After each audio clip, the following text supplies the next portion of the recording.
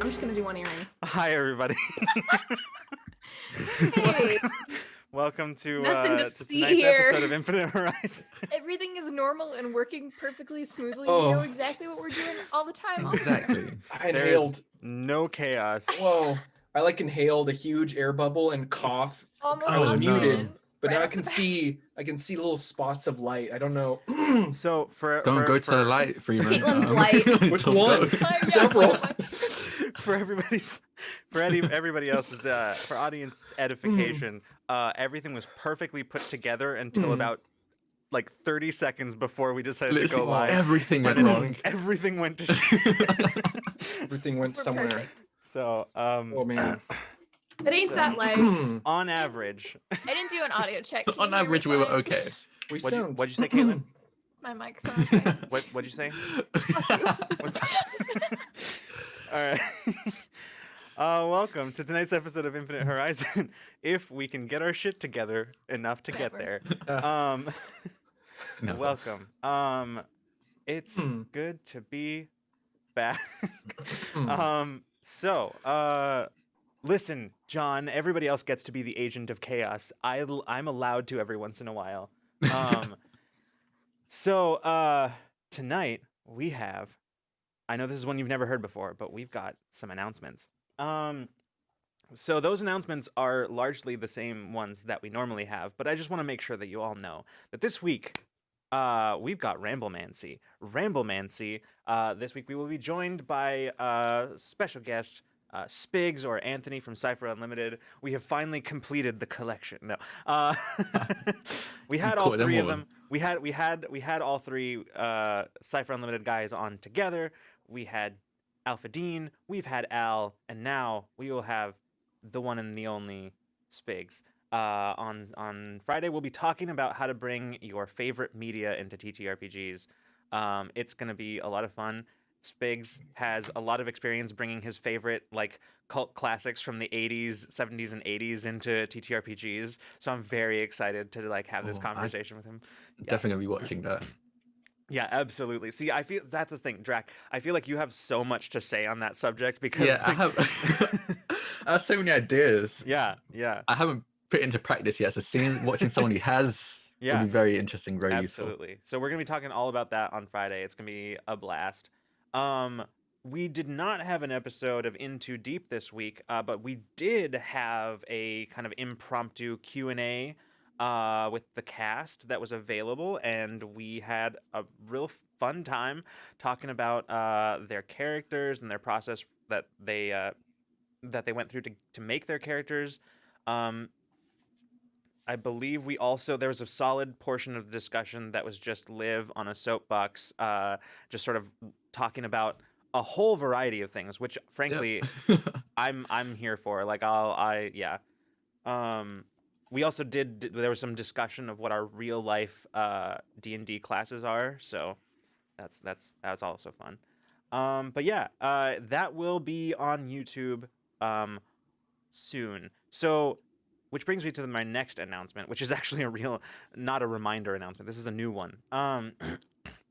So we're still sort of experimenting with which day works best for us to like upload In Too Deep to YouTube, because we've really never had a situation before where we've been uploading multiple shows a week to YouTube. So we're trying to play around and figure out what the best way to put the schedule or to schedule things are. So right now it was Thursdays, but we're changing it for now. We're trying to see how Saturday works out for us. So then this Q&A will be up on Saturday in place of the episode that was supposed to take place this week. So Saturdays for now, while we try it out, is the new YouTube day for In Too Deep. So that will be the schedule until we unless we decide it doesn't work. So for now, that's what you can look forward to on Saturdays. I think that's everything. We did have to delay a little bit our Patreon content for this week, just with schedules getting mixed around and everything like that. So that will be happening soon, probably tomorrow, but we'll let you know. Yeah, I think that's all of the top of the stream announcements, I think. Did anybody else have anything that they want to toss out? Drac, I think you just started something cool. Oh, um, yeah, no. Yesterday was the premiere of the Realm of the Frost Maiden campaign from Dusk Till Dark over on Vanish channel, and it was fucking hilarious. It was so fucking wild. Yeah, it was a ton of fun. It had a ton of views. I think we were on the front page for like the first 2 hours as well, front page of Twitch. It was very nerve-wracking, but yeah, the support was great. Thank everyone who did come and watch. Everyone that didn't, the VOD's up. You can watch it. And I mean, I'm gonna say we're trying to get sponsors going in on this, like for the next season, because we're planning on having a season 2. So like, if you like what you see, just like tweet hashtag from Dusk Till Dark with whatever you want, and because we're going to be keeping track of this metric and hopefully showing it to potential sponsors later on.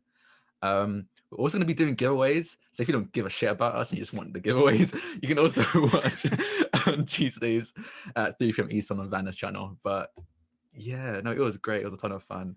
We've already got some memes going on. The few minutes that I was able to tune in for were just chaos the entire time of it. Like a table got thrown across the room. It was wild. It was very weird. I don't think anyone saw that coming. Everyone was like, "Wait," what? Even Vanna was like, "Wait." Yeah, wait, you saw it? I tuned into like that moment, and then Vanna just dropped everything and was just like, "What the fuck?" It was incredible. Oh my god, Vanna's such a great GM. Yeah, I love her. Awesome. Caitlin, did you have anything? Power Play season 2 started on Sunday. We'll be back. I think something that I don't know if I can announce yet. So okay, announcements TBD, and then you know what? This charity part's already over, but the VOD of the 3-hour charity stream I did on my channel is available. If you want to watch my sisters bully me for 3 hours and ruin my hair. Just also thanks to anyone who showed up and donated. This is my $1,000 haircut. It's very fun and I appreciate everyone who showed up. But yeah, if you want to watch my sisters be 10 times funnier than me, that's it, available on my channel. Awesome. Freeman or Olivia, anything you want to add to the top of the stream? I'm good. I'm ready to do this thing. All right. Well then, let us get into the recap, which I will bring up right now with sound and everything. Ooh. Yeah, isn't that great? Isn't that great how that works when you actually have sound? So, previously on Infinite Horizon. As elsewhere in the universe, the conflict between the Ascendancy and Commonwealth continues to escalate, the crew set to repairing the damage Awakener sustained during its months-long stay in the center of the Terminus Maelstrom. While they were effecting repairs, the crew had the much-needed opportunity to catch their breath and check in with each other. In an attempt to ease tension between Peach and Taeon, Ada sought Peach out to offer some insight into how growing up in wartime affected Ada and Taeon's decisions. Elsewhere, Taeon talked to Vix, hoping to gain a tactical advantage over the corporations from his inside knowledge of Silverbreak. Through Vix, Taeon learned about the changes in Damian Ellis that led to Silverbreak replacing him with Tamsin Trethaway. Vix divulged the extent of his involvement in Alma's kidnapping, as well as the name of the Jade impersonator, a shape changer by the name of Aiden. Vix also revealed that he experienced both versions of Taeon's time alteration that saved the lives of Awakener's crew. In a rather tense moment. It was great. After Alma woke up, she told the crew what little she remembered about being captured. Though Alma's memories were few and hazy, Awakener's logs detailed Alma's 6-day imprisonment, followed by her escape and several months of jumping randomly. At the end of her wayward course, Awakener was pulled into the eye of the Terminus Maelstrom, where she drifted until the crew found and rescued her. Concerned about what might have befallen Alma during her captivity, Peach sought out Vix to pick his brain about Silverbreak's research capabilities regarding supers. The conversation eventually turned to the artifacts, and Vix became concerned with Peach's growing obsession with them, likening it to his own past struggles with addiction. After Vix left, Peach summoned her alternate universe doppelganger to commiserate over the conversation. As they talked, the Peach doppelganger told Peach about her ruthless pursuit of the people responsible for the death of the crew in her timeline, among them her mistaken murder of Vix. The doppelganger told her that she did not want to see Peach repeat her own mistakes, and that if Peach was willing, she would teach her to avoid them. After a thorough check of Awakener for any tracking mechanisms, the crew decided to return to the Resistance base to plan their next moves, which brings us to today.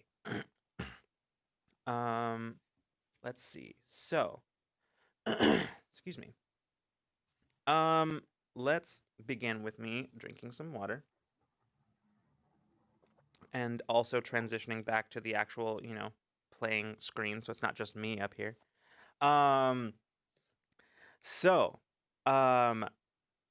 Starting off, I think what we're gonna do is we're going to cut to your arrival in the far-reaching system of where the Resistance base is secretly nestled on a frozen planet.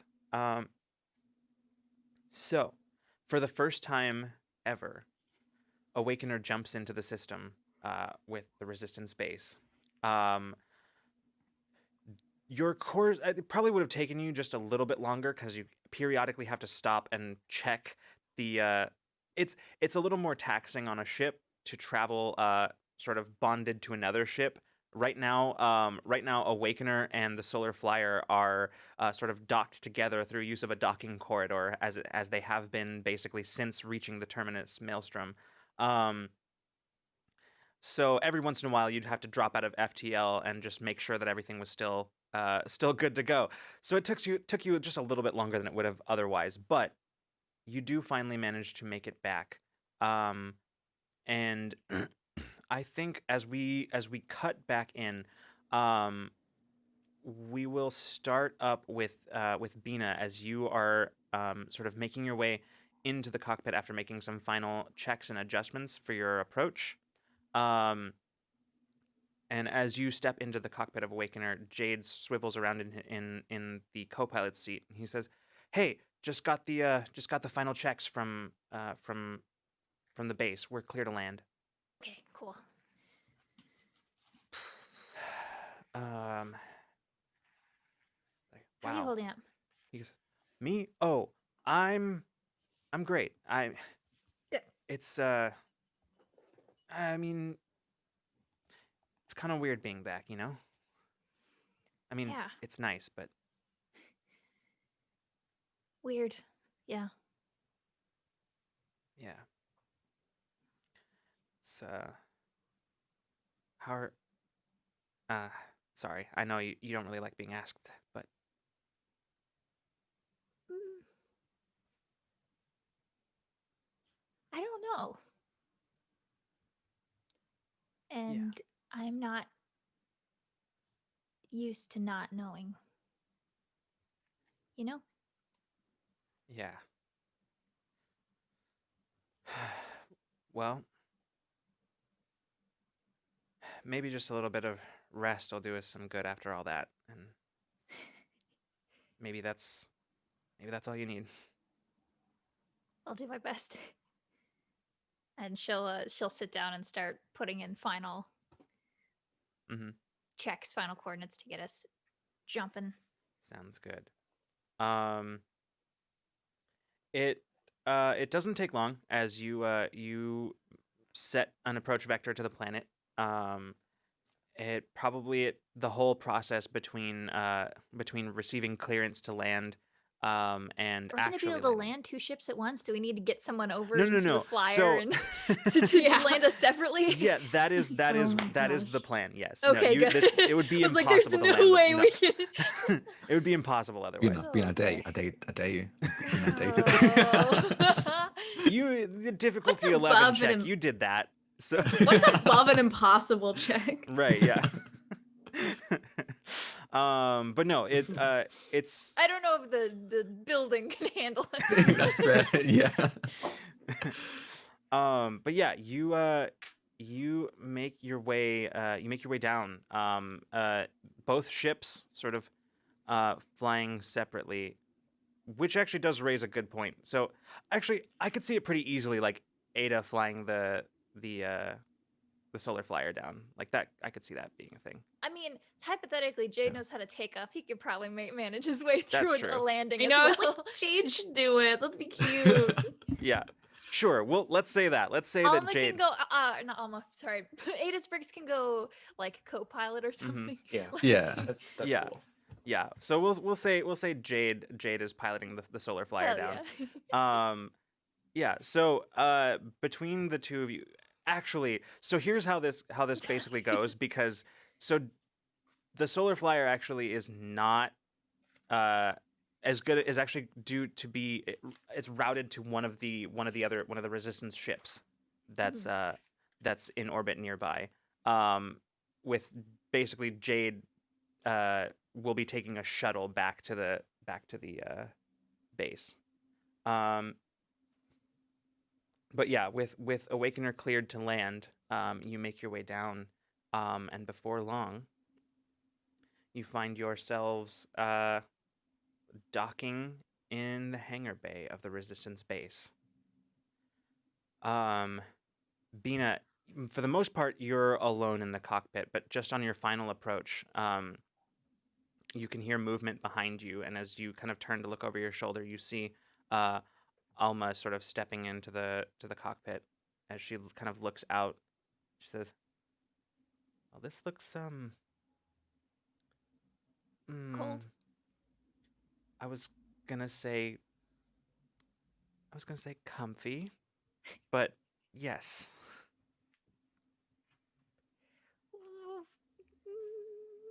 Yeah, well, comfy. Sure. She settles herself into the co-pilot seat on final approach, as you start making your way down into the hangar bay, slowly, as it's not intended to accommodate like full-size vessels, but Mhm. like Awakener will fit. It's not really. You Just gotta be thread the needle careful. a little. Yeah, you gotta be careful. It's mostly intended for docking shuttles, so this is a bit more than what the doors were intended to handle. But We fold in any like superfluous Yeah. like gear. yeah, Transformer style. but yeah, before long you find yourselves touching down, and you can feel the final. You can hear around you, Bina, the sounds of the engine sort of winding down, and you find yourself secured. Welcome to our new home. And she kind of will be like a ta-da like Mhm. gesture out the window. Kind of like looks out and looks kind of out from under, kind of like looking up at the inside of the hangar bay. She says, "Huh. I mean, I kind of expected another basement in an apartment building, abandoned apartment complex." Well, it's no Sulon bunker, but it's been fun to fix up. It needs a lot of fixing up. Hmm. It's pretty cool, actually. So we were given permission to stay here. Like, she's gonna kind of start, Yeah, gonna sure. like conspiratorially give the like the lowdown on why we're here, Mhm. because I don't know if anyone's given Alma that yet. So Yeah, and start talking about the like and whatever. And there's a lot of people here, and these are my opinions on the few people that I've actually interacted with over the past 6 months. She doesn't say it like that, but that's yeah. That's basically it. Yeah. So, as you leave the cockpit and join the rest of the crew at the top of the boarding ramp, the rest of you begin making your descent from Awakener into the Resistance base. Tayon is just like, just arms out wide. It's like he's been in very enclosed space for way too long. He hates it. So he's just like, I'm just taking up all the space I can take. I love this. tail out, arms Yeah. up. As. Home sweet home. Oh boy. I mean, it's good to be here, but it's also kind of daunting. We have to almost immediately get to work, right? Immediately. Absolutely. Yeah. As you're finishing descending and sort of like starting to walk away from Awakener, you see a whole team of hangar techs just showing up, and you can see Vina eyeballs them. yeah. Mm-hmm. You can see that in particular, the ones who are approaching are not only they're not just hangar techs, but there's also as you look closely at the group, you can see quite a few like members of like the security team as they approach, accompanied by Patch, who as they Oh, make their way good. up, um, you can see as Patch turns sort of their large uh, monocle like iris and sort of turns towards all of you, sort of focuses once or twice, and then they turn to the others, and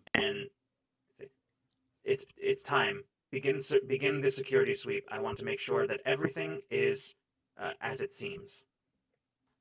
And Vina is going to pass Alma. I'll be like, Jade will show you around, and she's gonna do a full 180 and follow this Jade group isn't back to the ship. here right now.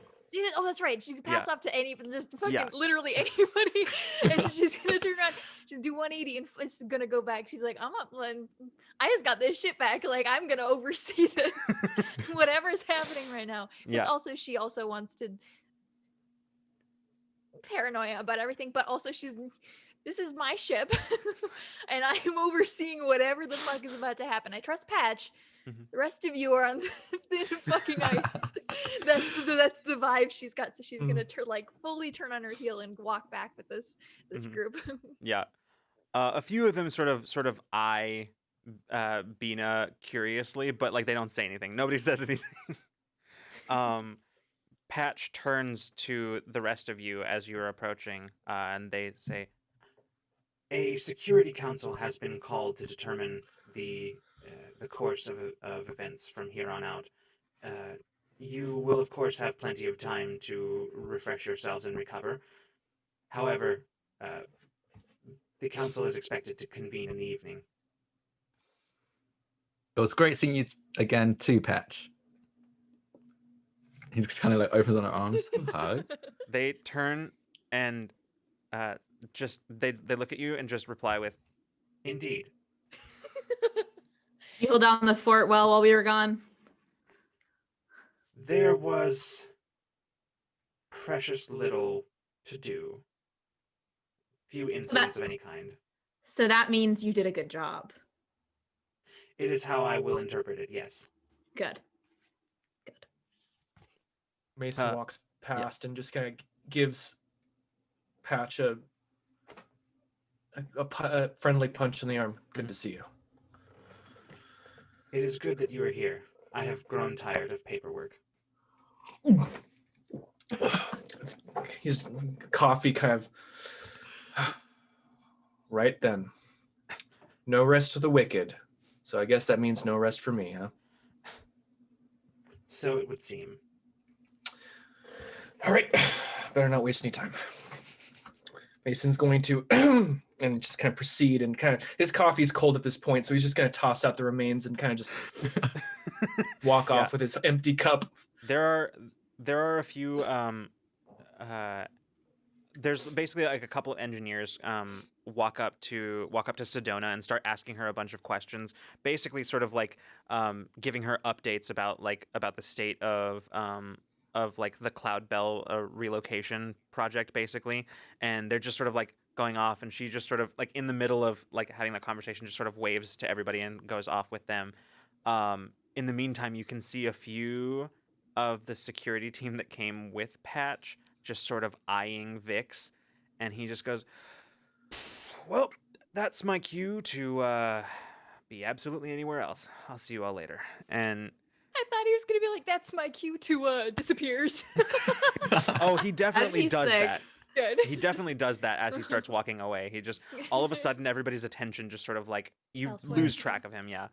Catch you later. as basically the rest of you who are standing there, you can Mhm. see as like this flurry of activity takes place. Mason going off to deal with his stuff, Vix and Sedona going and dealing Mhm. with their things. You see Alma is just sort of Yeah. like staring around, sort of Yeah. wide-eyed, like at everything, It sort was of at a gonna kind of. loss. I was gonna like, yeah. So I was gonna go up to her and like kind of talk to her. Alma, do you want me to give you the tour? Have a couple hours before we're expected in the council room. She kind of glances around. She says, "Sure, yeah, Yeah. We can find you a nice spot. Okay. yeah." Right. Well, let's go on a tour. And I'm gonna give her like the grand tour of the facility. All right. Sounds good. Taeyeon, what are you doing during all of this? So I think Taeyeon has like been like fidgeting. His tail's been swinging back and forth like crazy. He's like, we need to, Ada, do you want to spar or something? I got Ada's- a lot of. Ada, I believe, is also not here Oh, okay. because I think they're coming later. They went to they. It was Jade and Ada who. Oh, went. Ada, yeah, they went Yeah. in the sort of. Okay, So. in that case, he just like beelines for like the like training like gym wherever that is. Yeah. Because he's got a lot of pent up energy that he needs to let out. Sounds good. You arrive at the gym after it like takes you a couple tries because you're like, wait, was it this corridor Yeah. or that corridor? And yeah, you get there eventually though. No, it doesn't take you too long. The nice thing about the resistance base is, in spite of the fact that it's so extensive, it's not that hard to navigate because it's mostly like straight corridors from one place to another for the most part. But yeah, you arrive at the gym and it's like it's kind of at minimal occupation at this point. Like there's at this time of day, there's not that many people in here. As you're sort of wondering which facilities are you kind of are you just sort of going for general practice room or any sort of like workout equipment or things like that, or General practice room, yeah. Okay. Yeah, so you sort of wander through and kind of turning to the first one, you kind of glance inside and you can see literally as you draw up level with the window in the door, you see just sort of this sort of bright flash from inside of sort of this like blue light, sort of for a moment you're like, what the hell was that? And as you look closer, you can see inside the form of a like muscular Keldro woman, just sort of you watch as Zaya, who with her back to the door, just has like is just discharging energy from her hands, just sort of just sort of these sort of light blue pulses that are just sort of discharging from her hands. Has Taeyeon? I don't think Taeyeon's seen her do that. I don't think he Probably has. not. Yeah. Yeah, no, I don't think so. So like Taeyeon like probably on his like the tips of his toes, like looking through the window. He's not the tallest guy. Yeah. Like peeking through and then like seeing that all happen, he's like getting very excited and kind of like knocks like, hey. She kind of like sort of, you can see she's like kind of like flexing and kind of stretching her muscles, and then she like turns and looks at the door and sees you and just goes, hey.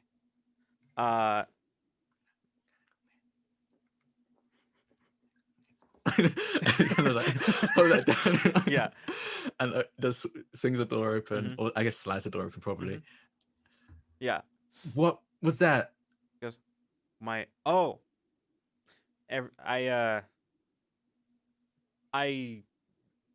have to discharge every once in a while, or else it really fucks with my central nervous system. Oh, no, I get it. Well, I have to like discharge my energy, or I end up like just jumping to different points in time. Is very Can we spar? Ooh, I mean, I actually just sort of finished a pretty intense workout, so yeah, I can't think of a better time. Okay, cool. Yeah, cool. Guns, no guns. Like, how do you want to do this? I'm pretty good on my guns, so I won't kill you. I promise you. She says, I know. She says, dealer's choice. Ooh. Yeah, let's go with guns then. I'm pretty good with mine, and I feel like you're pretty good with your fists, so I think I'll put us on even footing. Whatever you need to tell yourself, kid. Oh, okay. Taylor's like, oh, Yeah, she just sort of she goes immediately from just sort of this very sort of like serious, like trying to size you up, to just sort of like this kind of cocky grin that sort of spreads across her face. Yeah. I think Taeyeon is like what Taeyeon looks like right now is if you told a kid that they're a little boy and they're like, I'm not a little boy, like I'm a man. Like, Yeah. I'm a big kid. I'm a big kid. What do you mean? Yeah. Yeah. Yeah, no, like you sort of you square up, and yeah, you what she says, I'll let you take the first shot, just as a courtesy. Are you sure? Oh yeah. Pretty sure. Okay, if you say so. And I'm gonna take this seriously. Yeah, he's gonna take this seriously. After what she said, yeah, she's gonna take it seriously. So he's gonna tap his chest, and I think I described it before, but like you see like kind of like translucent kind of crystals seem to appear around him, like solidify, and again like in the reflection of little crystals, like it's basically crystals of time. You can see like different points of you in different points of time, and then that fades a little bit as he uses resonance resonance field. That's it. That's an action. So does she do anything after that, or does she actually let me just take a free shot? She actually seems to be letting you take the free shot. She's just sort of like calmly just sort of watching you, just sort of standing in just sort of like a ready position as she kind of drops down into a ready stance. Oh well, in that case, he just moves straight up towards her, moves into like immediate range, and fires, I guess. Okay. I'm gonna have you roll. It's gonna be a difficulty Yes. 3. Is this the first time you've rolled this season? Friendly fire. I think so. Yeah. I think there's been other stuff. No, There- not in- this. I mean, I rolled for season. Cypher. No, there was no. There Oh was, no, there- yeah, and I rolled for the Yeah. for when we were going through the asteroid like Right, storm right, thing. right. Yeah. I'm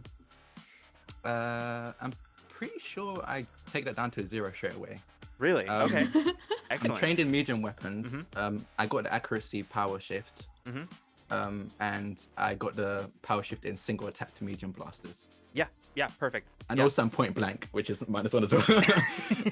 Yeah, absolutely. No, you fire that you take a shot at her, and it hits her, and you see as she stumbles back, but you also see this sort of like light blue ripple across her body, as she just sort of looks down and goes, not bad, center mass, good, and then she just like rolls her shoulders and then just says, okay, my turn, and she just like runs at you. So if Yeah. you want, go ahead and make a speed defense roll here. Ooh. The okay. difficulty had on this one, the popcorn. difficulty on this is gonna be 4. Okay. So I'm trained in speed defense. Actually, is she going into immediate range? Yes. Because of my resonance field, it's an intellect defense roll now. Oh, perfect. So All right. So I'm trained in intellect defense rolls. I've got a power shift in intelligence, which is intellect defense. I think that's it. Okay. Yeah. So I have to get a 6 or better. Yeah, sounds good. So you're down to a difficulty 2. So I don't have my That's right, dice yeah. with me, so I need to go on a dice roller. Fair enough. Mm.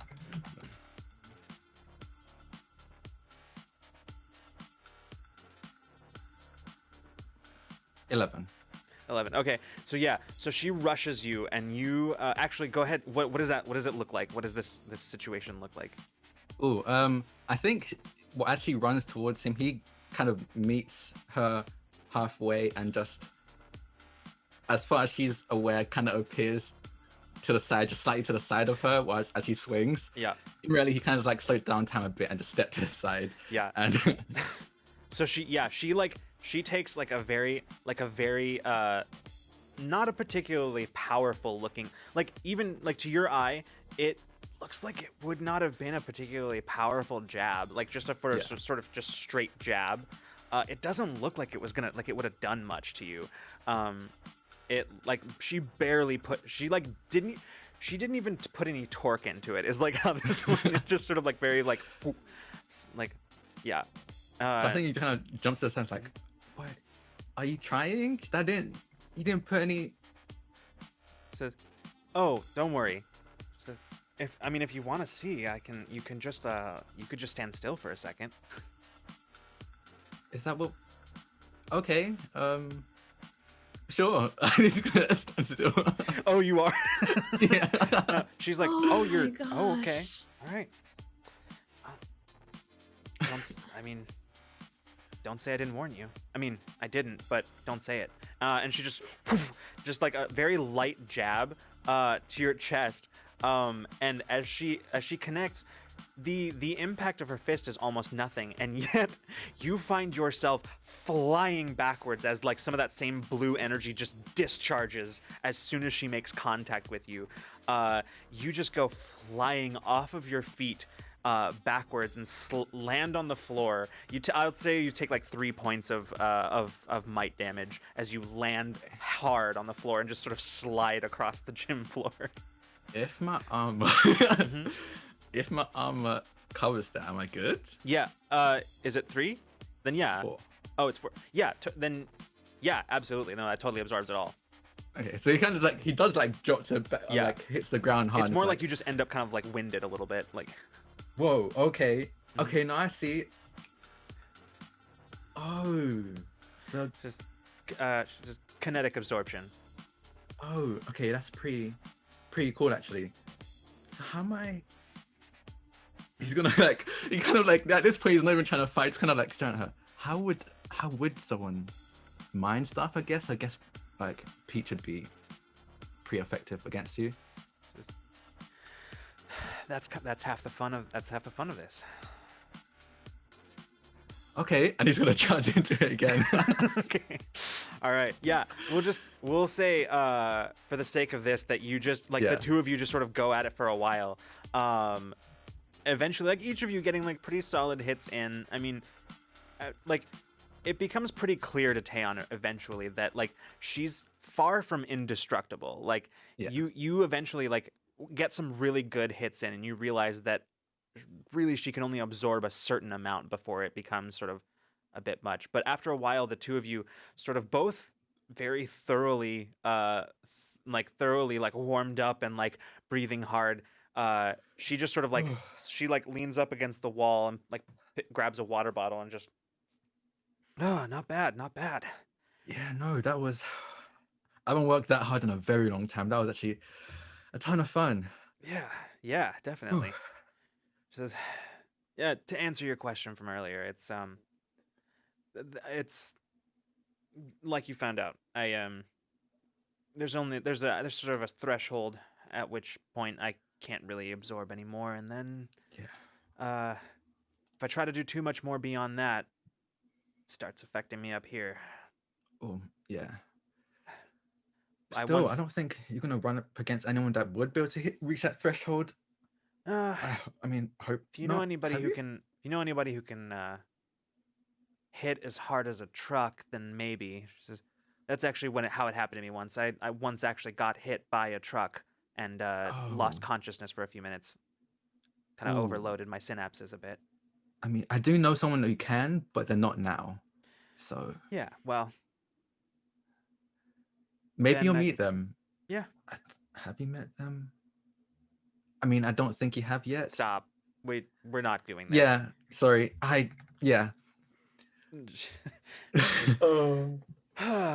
So, oh yeah, you're all back now. That's right. You. Yeah. Sorry, I was gonna say that, but then I saw what you could do, and I got very excited. Yeah, we're back. How'd it go? I mean, we found Alma. Oh she's shit. back with us. Yeah. All right. We flew through a really weird like storm thing. You show Bina was okay. I've seen some pretty good pilots. Okay, but Bina is on an entirely other level. I was terrified. I kind of jumped out for like a second because I'll be honest. I thought we were gonna crash at some point. So like maybe if I like just disappear for a second, maybe I can avoid any damage. But I came back and we were all still fine. Like. All right. Yeah. Yeah, well, I haven't had really much of a chance to witness her piloting, but I've heard some stories. Yeah. Don't eat before. Yeah, don't eat before she does anything Noted. wild. I made that mistake. After that, it was great. It was fun, but afterwards, room Yeah. was spinning, and so was my stomach for quite a while. She kind of gets kind of serious for a second, and just sort of like seems like she's like pretty deep in thought. And then after a moment, she looks up at you and she says, "Can I ask you a serious question? Yeah, sure. Have you ever used your power to send your vomit to another time?" No, but Something to I think probably about. could. Wait. I mean, could you could you travel to a time where you'd already cleaned up after yourself? No, because with the way my power works is I leave.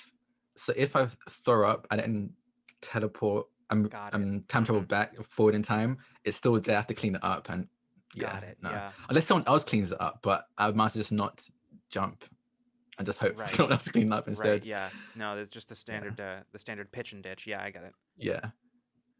I mean, I try not to do that because, yeah, no, I'm very curious. Maybe I could go back in time because Yeah. but it's still been. Hey, it's something to think about. Yeah, no, I'll think about it. Probably not gonna do it, but I'm definitely gonna think about it. Yeah. And she kind of gets contemplative for like half a second, and then just sort of cracks a grin and says, "All right, well, I should probably get cleaned up before the big important meetings." So. Oh yeah, meetings, I forgot. Yeah, probably should do the same. All right. Well, we should do this again. Oh, definitely. Please, actually, I haven't sparred with anyone for quite a while. All right. Sounds good. And the two of you kind of walk out of the gym, and then eventually just kind of like split ways to head off in different directions. I think he's definitely like typing down everything he learned about Zaya in his computer. Like, okay, that's very interesting. Okay, cool. I wonder if how they'll compete with my crewmates back in my time. All right. Let's see. Where? Actually, let's say this.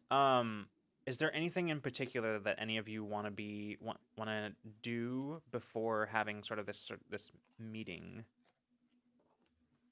Mason's grabbing a shower. Absolutely needs a shower before this meeting. Fair enough. I think everyone probably is gonna. Well, maybe Yeah. not. I don't know if Vina will, but but I was just gonna give Alma like the tour, and then after that, I'm just gonna go prepare for the meeting in my little suite. Sounds good. I think yeah. Vina oversees the whole whatever's happening with the ship because has had separation anxiety from the ship and is now realizing that's going to be probably a bigger issue now that they have it, which is paradoxical but true. And then get overwhelmed and then leave and then hide in her room while getting ready and also watching a feed of the if she can get her hands on a security feed of Awakener, just check in every once in a while. Like a cam, like you're watching your dog. Like yeah, exactly. It's literally exactly. Mm-hmm. And then she's gonna probably, if she has time, get a quick nap in before she has to go deal with people again. Fair enough. Oh, and I'm gonna say Alma is like hanging out with me in my suite. I'm not just gonna like turn her loose by herself. So that's the base. Like, Okay, bye. Bye. Yeah, like she's Fun. like sitting on the couch, like I'm giving her tea, and I'm just like rifling through stuff and like getting ready for the meeting. Yeah. Oh, if Mason has any kind of paperwork he has to do, he's going to at least set himself up for a little bit of success so he can just kind of jump into it later. Right. So Okay, he's just going to kind of organize shit. What paperwork do we have? Can I just ask? Inventory, any- right? Like inventory. Well, As the leader of the well- resistance, can I just make paperwork illegal? I think for Mason, it's might be different, but I don't know. It's for Mason. It's mostly incident reports, but Yeah. like the thing is, Okay. I was It's just a- wondering. I had to ask. I was so like, curious. Patch is absolutely correct that there is nothing happened. So like your incident reports are just sort of like basically telling you that there's not really like everything's normal. Just like looking basically like what you're looking over for the most part is just sort of like patrol records, which is just sort of like shift records essentially from Yeah. like security for This has all become like muscle memory at this point. I Yeah. can just glance at it and be like, okay. Yeah, almost everything has already been taken care of. Like most of it is just sort of like signing stuff at this point. Just sort of So it seems like Patch has something of a this was something of a joke. Because when you actually sit down to like look through the piles of stuff, there's really not much to do. It's like most of it has been done already. Mason likes that. Yeah. All right. Well. Oh, also, I think in the way that I just did, goes to like chill, like it's like, okay, Mhm. she's taking a nap. I'm gonna take a nap. Gets up 30 seconds later and goes to check on pull up records of the progress of the fixing the drill, and the Oh, yeah. Yeah. What is that like? Is there anything that is major that is going to need her attention? And then she doesn't nap. I think that's what happens. Yeah. So she's not gonna talk to anyone, but she's gonna pull up records. yeah, it's largely unchanged, as like the big issue is that the drill itself needs to be replaced, and as of And yet they there's give me not. parts. Yeah, but there have been some workarounds that have been done where you're not getting nearly as much, like it's not nearly as efficient, but basically like some like auxiliary water harvesting, like ice harvesting things have like systems and stuff like that have been activated, and drones, some of the maintenance drones have been reprogrammed and repurposed to sort of do like some amount of ice harvesting. It's not the most efficient, but It works. it For now. works-ish. Yeah. Yeah. For now, it's okay. You're looking at it and you're looking at the charts, you can see that it's definitely not sustainable, but like For now. For it's now, Band-Aid. yeah. It'll be okay. Yeah.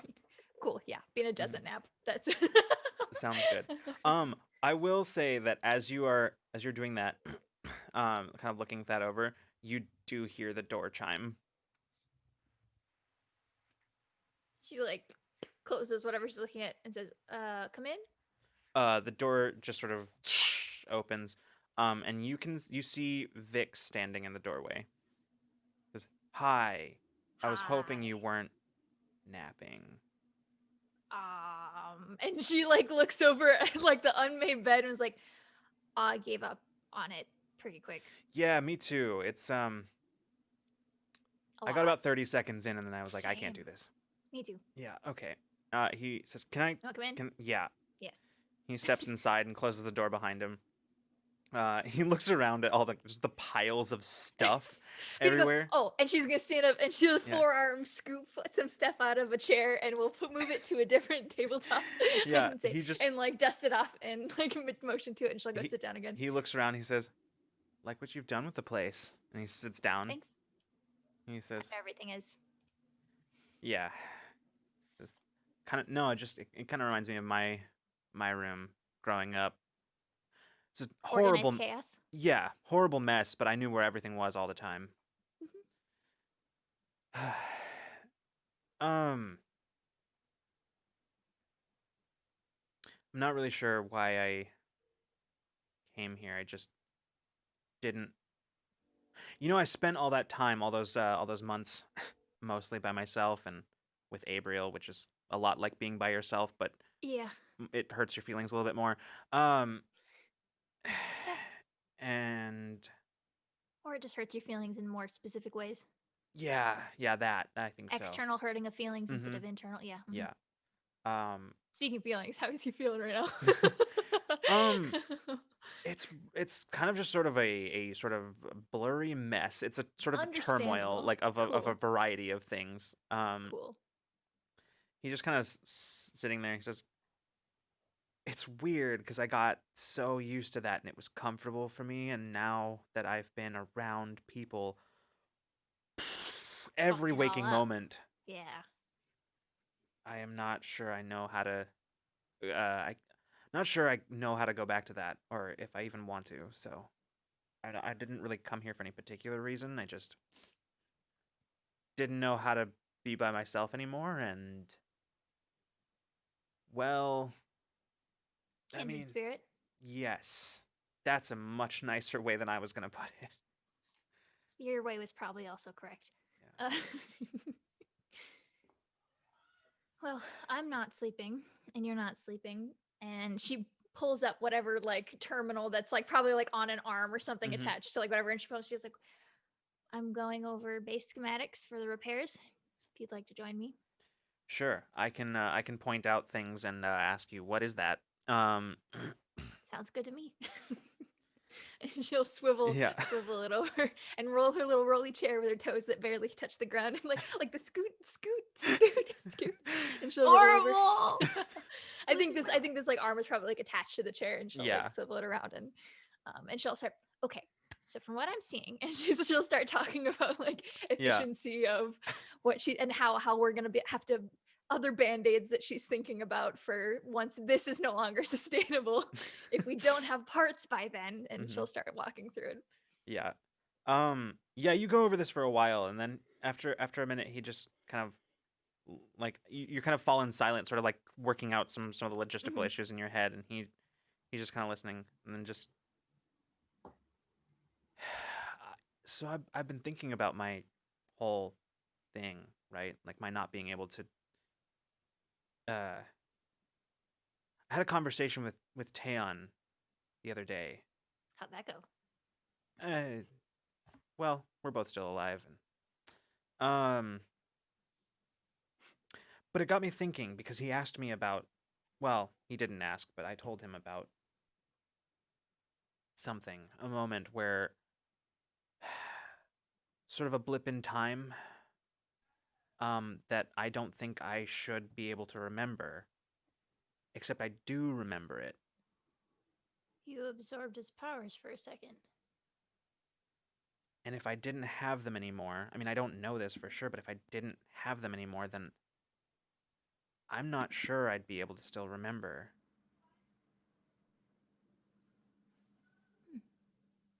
So I've been thinking that maybe they're not gone. Maybe I just don't know how to access them. Maybe they're all still there somehow.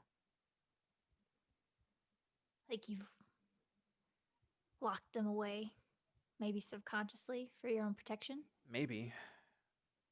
Or maybe I just.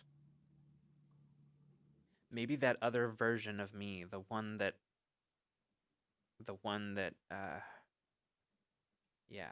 Maybe that version knew something that I don't. Maybe there was something about their conditioning that did something to me that made me able to. I don't know. Maybe you're just scared. Maybe. And I want to like he would feel like genuine, Mhm. like she's being genuine. She's Mhm. not poking fun at him Yeah, with yeah. that. Like, Oh, yeah. He doesn't react that way at all. Yeah. You can tell. It's funny because you, Bina, are aware of something that he isn't, and that is Mhm. that he has already gotten used to being able to feel other people's emotions because you clock that he noted your intent and like and just like affirmed, adjusted yes. without even like thinking about it. Mhm. You were able to like tell that. So like you doubt that he's even aware that he did all of that, Mhm. but you can see it. It's sort of like the kind of thing that's second nature to Orzai, to like just sort of that back and forth of It's emotional filling in the like, gaps yeah. of the like like it's smoothed over a little bit now. Yeah. He says it could be, but I don't know, it doesn't sound right. I mean it could be that I'm afraid, and maybe I am on some level. Maybe not afraid. Something just- else. I remember feeling whenever I was around someone like us, I remember looking at them and feeling like I just understood how it worked. I just knew, like, some instinct in me, and it feels like I've lost that.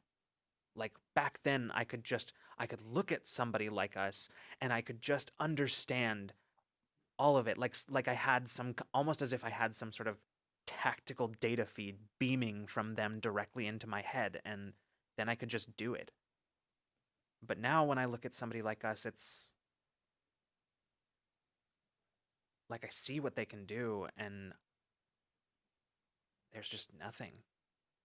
If I think back, this is out of character. If I Mhm. think back to the times we encountered him as the mimic versus now, Mhm.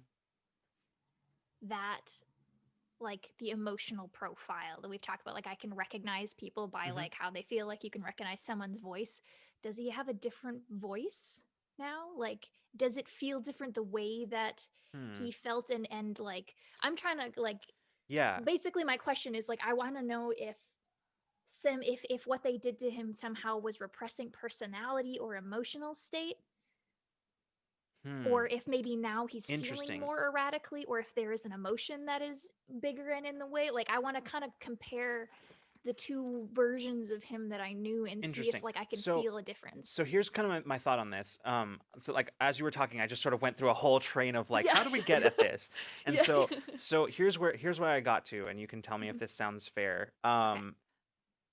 I don't want to. I feel like in every time that you interacted with him as like the mimic when he was chasing you, there was not a whole lot of time to analyze that. So I know everything. there were, I will say there were a few times I did particularly Sure, ask what sure. I felt from But what him. I'm saying, But so continue, yes. so what I'm saying is that all of those were sort of very heat of the moment, not a whole lot of time or opportunity to pick any of that apart. However, there certainly is a case to be made for Bina having like being able to remember those things and know those things. I don't want to make you roll for it. So what I'm gonna say is if you give me like if you do like an insight spend, so just like I think it's just 3 intellect points, is I believe how that works. Yes. Let's see. What do I have here? Yeah, My edge eats it. Yeah, perfect. So yeah, so just going by that, there is a very subtle difference, but it's there. And like it's the kind of thing that like you wouldn't have noticed if you hadn't really been specifically thinking about it. But Yeah. now that you're thinking about, there is a very subtle difference in that kind of profile. Like there is something there now that wasn't there before. And which kind of definitely gives you the impression that something in him some part of him was being suppressed somehow back then. Some aspect of the conditioning was suppressing some part of him. That's I mean that's kind of what I figured as far Mhm. as like, I mean, because he wasn't himself, he was Mhm. the whatever, but I didn't know if it was, I can't tell if it's like I wouldn't be able to split hairs on like if it was emotional or if this is just like a personality thing, like the essence of him, or if he now, because he can feel now and feel like Bina thinks maybe he feels guilty or afraid or sad or something, that there's similar to how she's feeling. Maybe she doesn't recognize it right now, but the fact that like there's something blocking full potential or something. I don't know if she'd be able to figure that out if it was emotional. I'll say that I'll say just sort of at the writing the tail end of your insight spend, what I will say is that you're certain that there is something, whatever was suppressing, or whatever was being suppressed before, is definitely in some way blocking his abilities. Yes. Okay. You're not sure what it is, what any of the cause of it is. You just know, like, you're not even like entirely sure how you know. It's just on some level you just know that that's the right answer. That whatever they were suppressing before, it's now back up and blocking. Yeah. And I remember him feeling emotions before, because I remember I felt his fear. Yep. So yeah, I think he just sees Bina kind of go like quiet and contemplative for a second while she kind of like pulls up memories and thinks, and she kind of turns and goes, "Do you want that back? Yeah, that's the other part of it. I'm not even sure. I mean,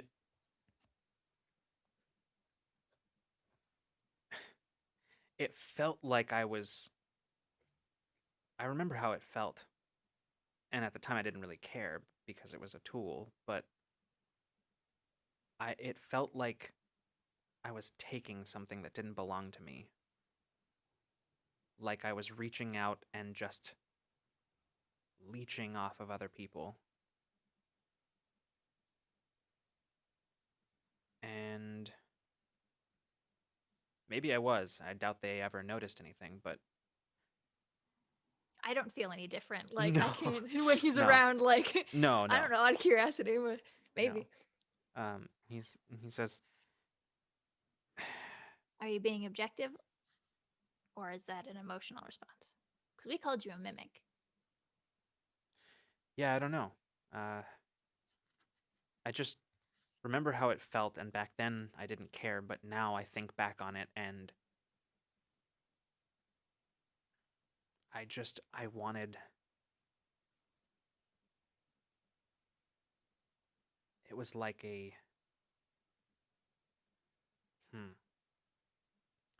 Not sure how to explain it. It was like. It was like I had this. It was like I was it was like I was myself, a scientist, dissecting a person and figuring out all the parts that made them work. And I didn't see the person.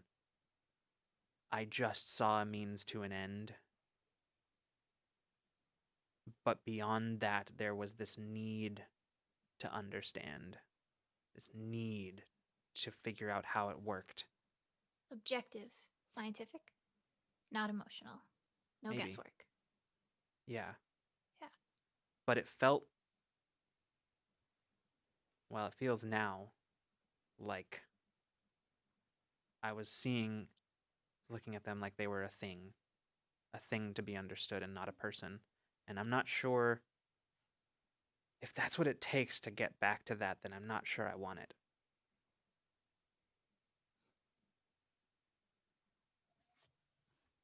Well, if you want to figure it out, I'll help you if you want. Yeah, maybe. I don't know. I have to think about it and decide. For all we know, getting that back might bring back that other version of me. I don't know. That wasn't your choice. Maybe there's a way to do it on your terms. We just don't know it yet. Yeah, maybe. Something's stopping it. Something about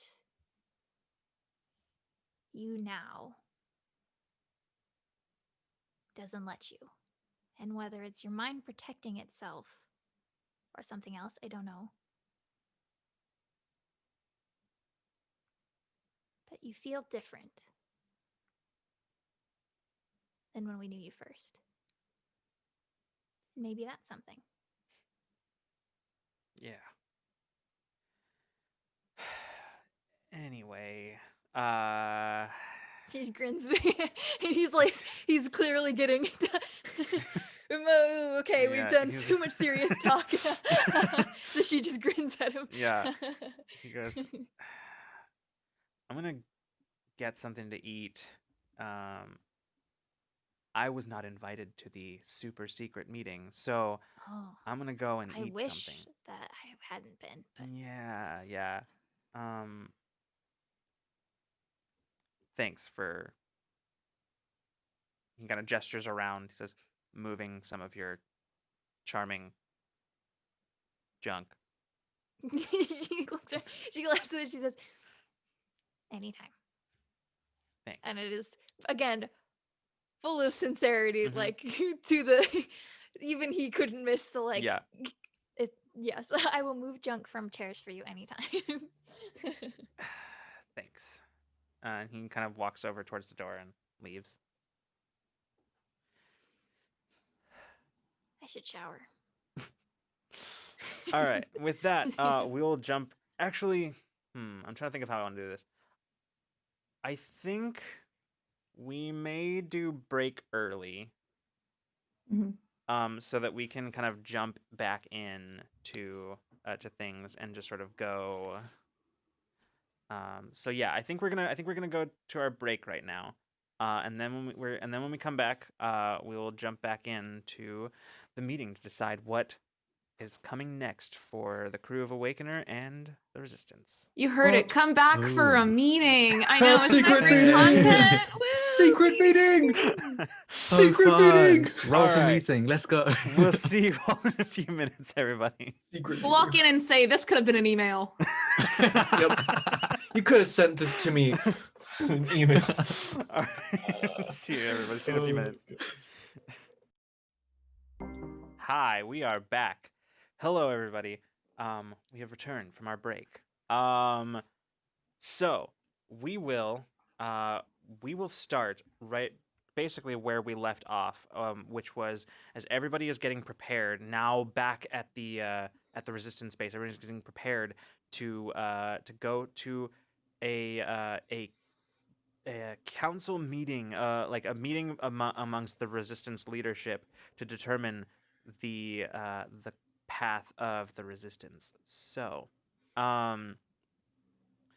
we'll start as everybody is arriving in the Situation Room upstairs.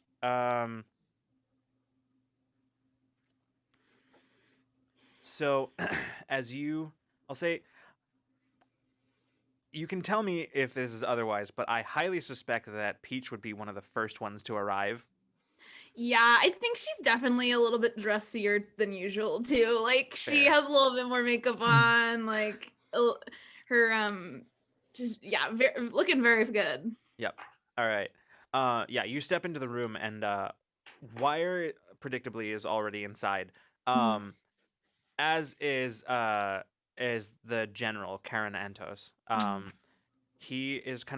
He's currently sitting the two of them, they're not conversing, like they're just Wire is sort of is pulling up holographic displays, essentially, like you can see charts and projections and things like that. And you can see the general is currently like he's on his own terminal, just sort of reading what appears to be like intelligence reports.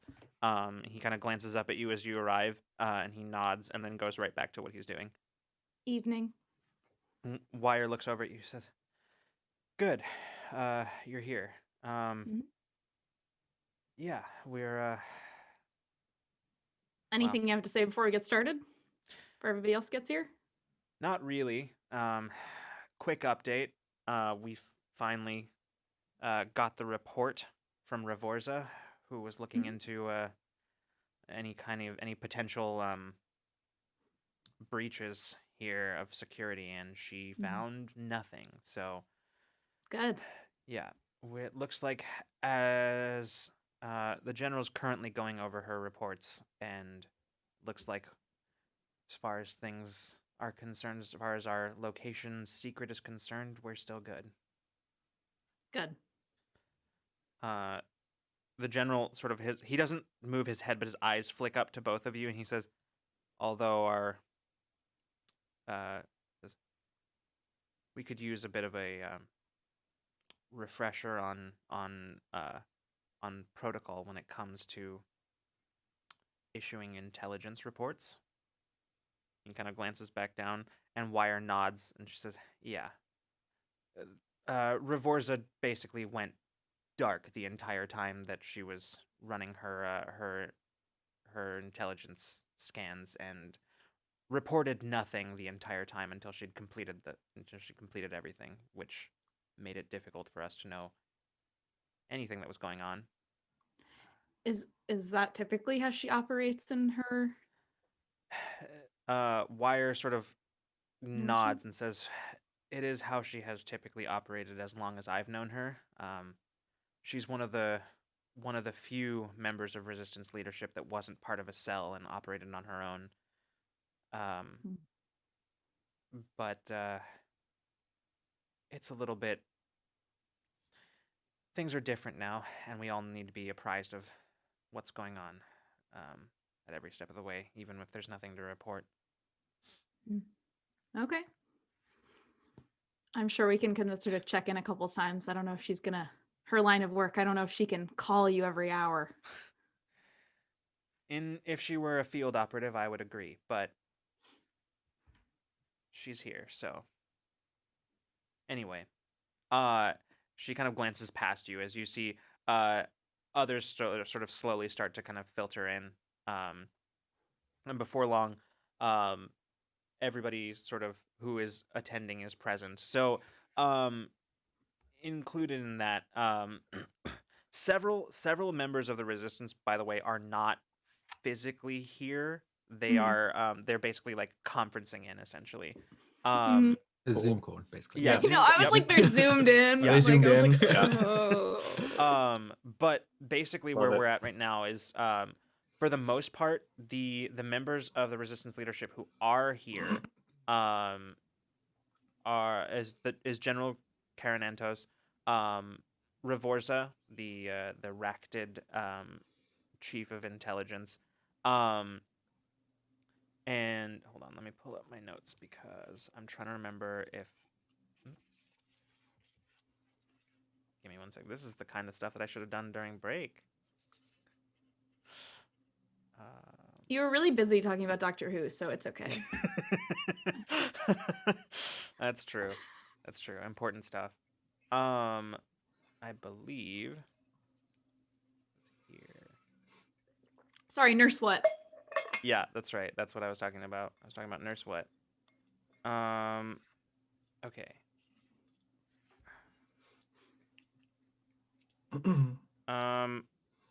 Oops, too far.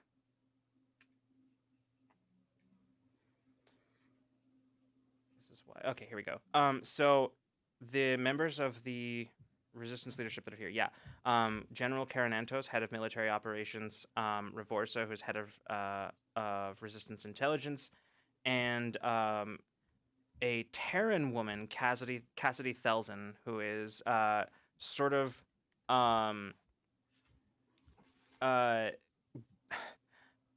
she generally doesn't go by whatever title she's given, because she much prefers to be referred to as what she is, which is a smuggler. She's a smuggler. So in large measure, coordinating with Leonin Trandar, a Alumnian who is the chief facilitators of goods, and they basically head that together. They coordinate, and he is also present, Tramdar.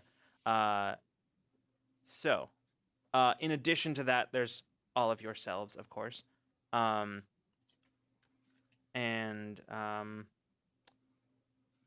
I would say for this, it's unlikely that. It's unlikely that anybody else of any other members of your crew were invited.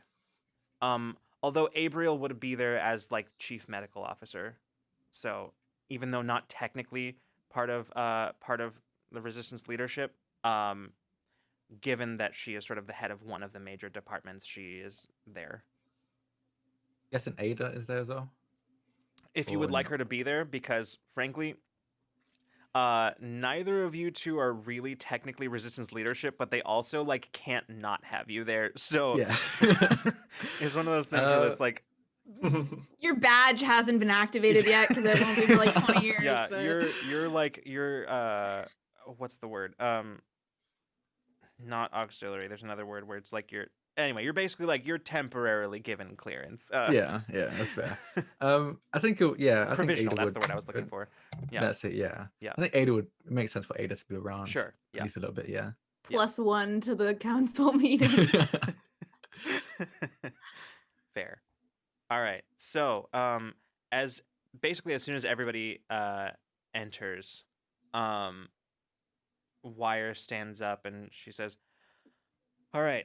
So, as many of you know, since many of us have had these conversations on an individual basis, but not here all together in the same room, more or less. She kind of glances towards where the like the conferencing sort of is happening, and she goes, but for the last 6 months, we've been focused entirely on establishing ourselves here, establishing the resistance as an entity. And now that we're here, we can say that we've succeeded. It's time. We have a relatively stable position.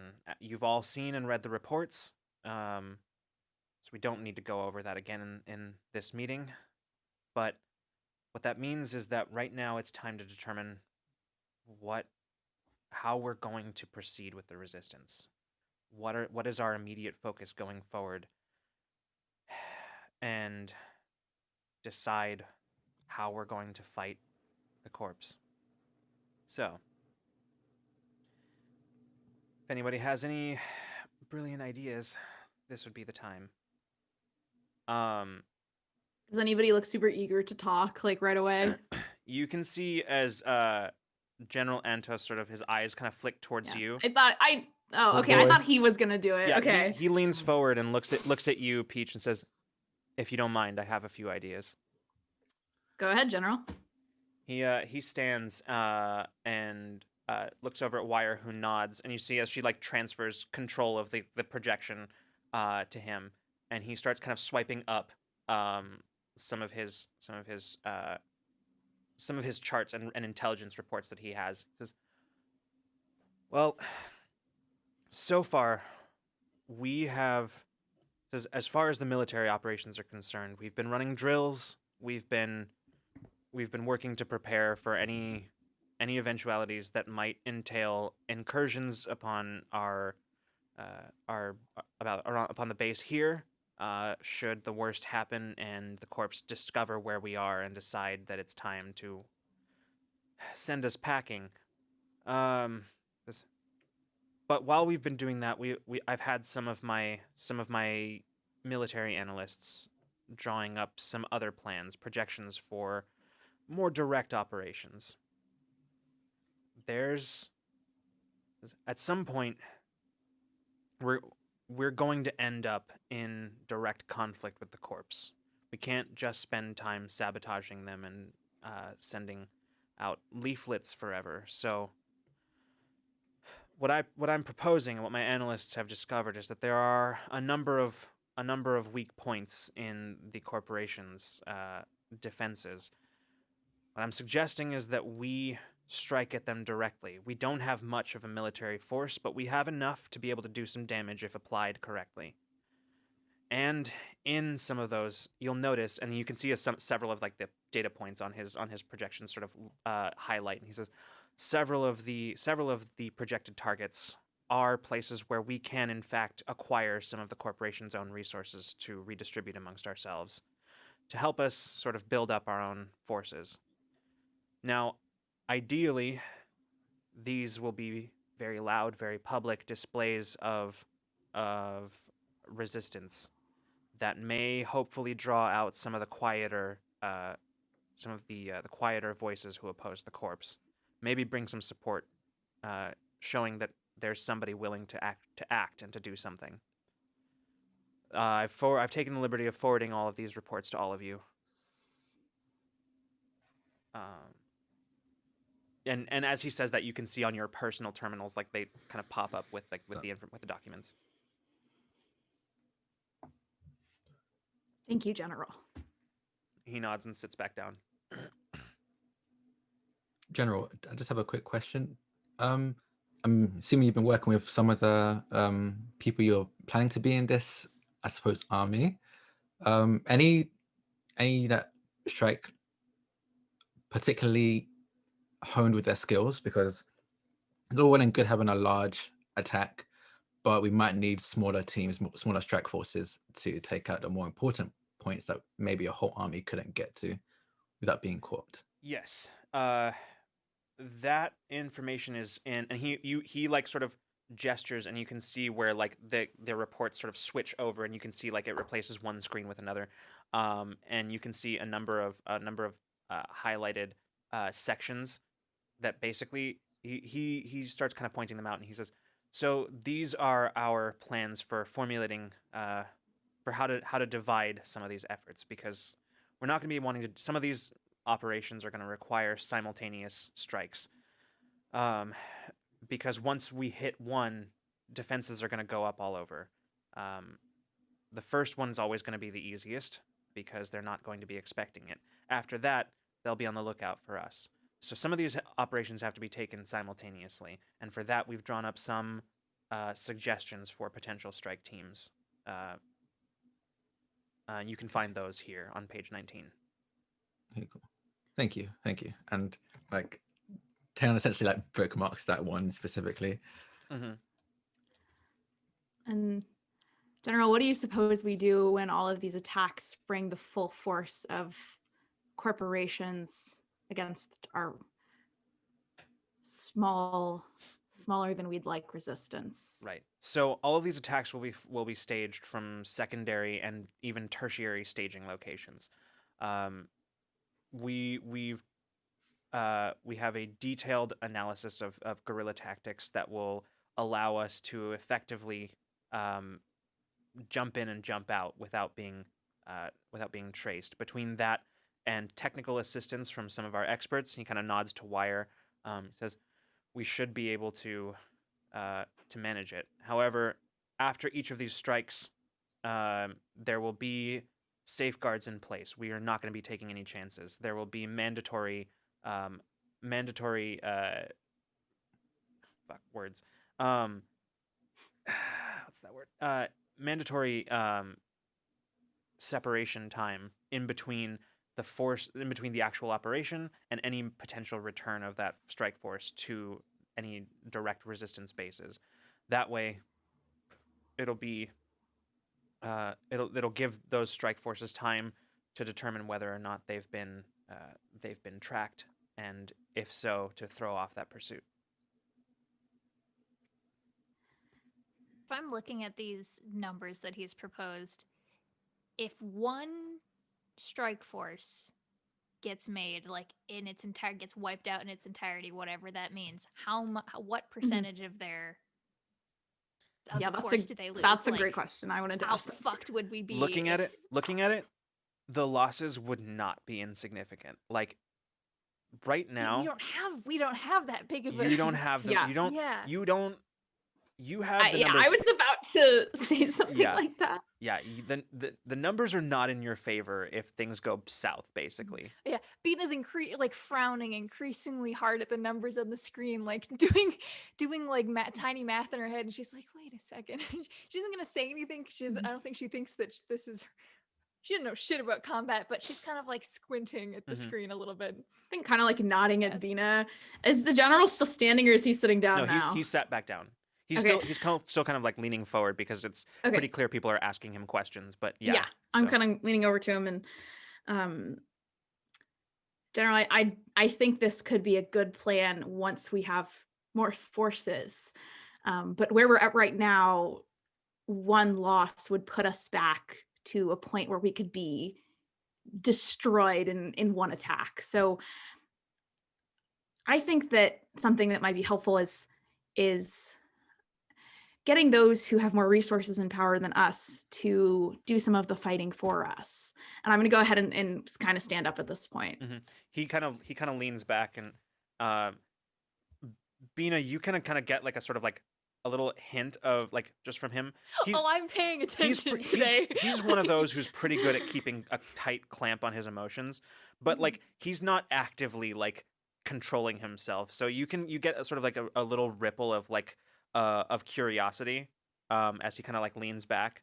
I want temperature like of the room as we like Bina is actively. Normally there's stuff like she always feels emotions, but it's like in just like a conversational way. But now she's paying attention today, so I'll poke you every once in a while. I'm just playing that out now. Just sort of the overall temperature of the room right now is just sort of everybody's just attentive. Like there's not a whole lot. You got sort of a ripple of mixed feelings based on the general's sort of idea.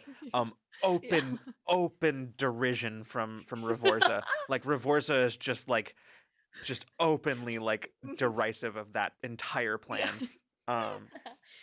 The erected embodiment of an eye roll. I think, yeah.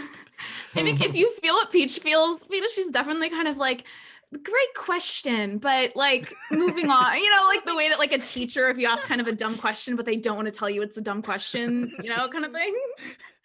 Yeah. Love it. And so I'm gonna stand up. We all know that the fighting has been escalating between the Ascendancy and the Commonwealth. They're trigger happy at this point. I mean, they're going to be fighting. There's going to be attacks no matter what. If we could kind of control and direct some of their attacks to say the Commonwealth is striking back for the recent attack on their warehouse. They might attack what they think is an Ascendancy base. What if it was actually a point of corporate control? I think that with some false intel provided to them, with some and some misinformation, I think some good work by Revorsa and that team and kind of our crew. I think that we could get some of the more powerful people to fight this battle with us without actually going through the steps of diplomacy and talking with the Commonwealth and our Ascendancy. All of those steps would take far too long, and we don't have that time.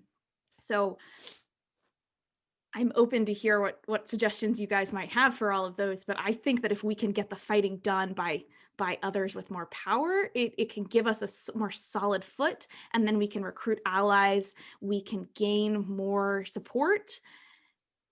Then we can go with your strike team, General. Revorsa leans forward and she says, it's certainly an idea. I do see one issue with it, which is that false intel will only get us so far, especially similar to with the general's plan. After the first one, it becomes much harder because they'll double down checking their information. Well, what if one of the people making the call saw the base and saw that it was an Ascendancy territory? I could probably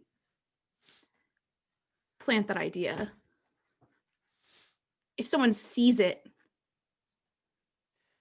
But would you be able to plant the idea every time? In order for something like this to work or to be effective at all, it would have to be on a massive scale. Across two separate lines of a battle, of a war that's already happening, where everyone is already on high alert and analysts at every level are checking and double checking information. I mean, if anything, it would be an excellent stall. If we needed a day, one quiet night, maybe a Hail Mary sort of a thing. I don't know if that's a phrase we use here in the Infinite Horizon universe. We know Hail Mary. It's like many right? It's like many other types of slang in the Infinite Horizon universe. We say them as one thing, but it's understood in universe as a different thing. See, but if we need them to scramble for maybe it would last longer than we would hope, but maybe we could at least have a fail-safe plan where we get them to scramble over their own feet for a day. And that's time for and it doesn't have to work every time. It doesn't have to be something that is continuously implanted in people's heads. I'm just saying that if, there's continuous, even a couple attacks on corporate control by an entity like the Commonwealth, I mean, that would cause some tension. And that could... Revorsa says, if I may. Go ahead. She stands and says, it's actually somewhat similar to what I was going to propose, a little bit more specific, but my idea was essentially to focus not... Right now, we have to play to our strengths, and our strengths are few and far between. As the general pointed out, we are not a militaristic entity, not yet. Our military is fledgling at best, and as it stands, our greatest strength is going to be in misinformation and also in gaining information.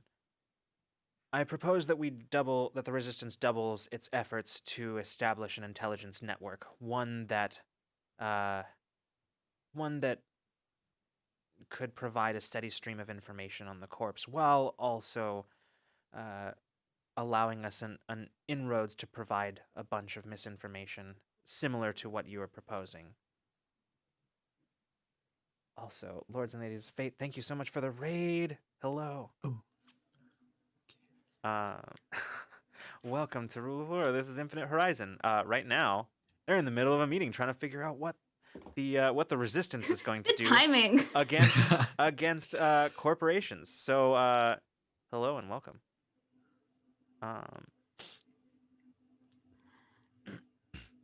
And Reversa, how would you propose we double up on our intelligence efforts? It would require training up operatives. Rudimentary training is all that would be required for most of the operations. For the most part, it would just require. We could run these operations all with our while we are training up new operatives. We could run these operations with existing intelligence network so that we can begin laying the groundwork. A lot of the groundwork for an intelligence network has already been set by our operatives over the course of the last 6 months, and it will be easy enough to take that and set it into active use.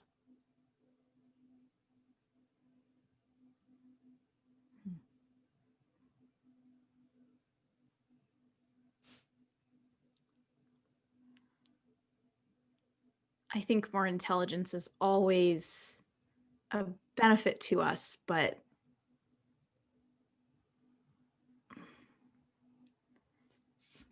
it might not be direct enough action. Perhaps. Some of these operations might also involve sabotage as well. So, Well, that's an idea. I'm kind of looking around to like Mason and Vina and like Taeon and like kind of sussing out like how they're reacting to all of these things, like kind of what they're like, how they're like perceiving it, what they think. Taeon I think Taeon definitely had like he's more like when the general like mentioned his idea, it was more like his interest is more like, oh, I'm an artist and you're suggesting art, so like we both have something in common. I know what you're talking about.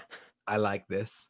But with the more like espionage kind of idea, he has less to say, but he does seem to be like nodding along. He kind of does it. I think he agrees with this a bit more, especially when she mentioned sabotage, and that does kind of link to having a strike team to an extent, which is part of what he did.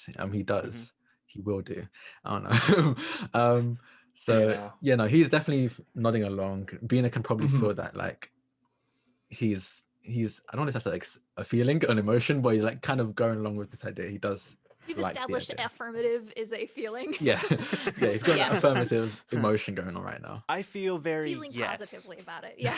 When the general was speaking, you feel, and you probably see Mason just kind of leaning in his chair, just kind of like big eye roll, like, I know I've heard this speech before. It's like, no, and definitely like kind of perks up at the idea of espionage.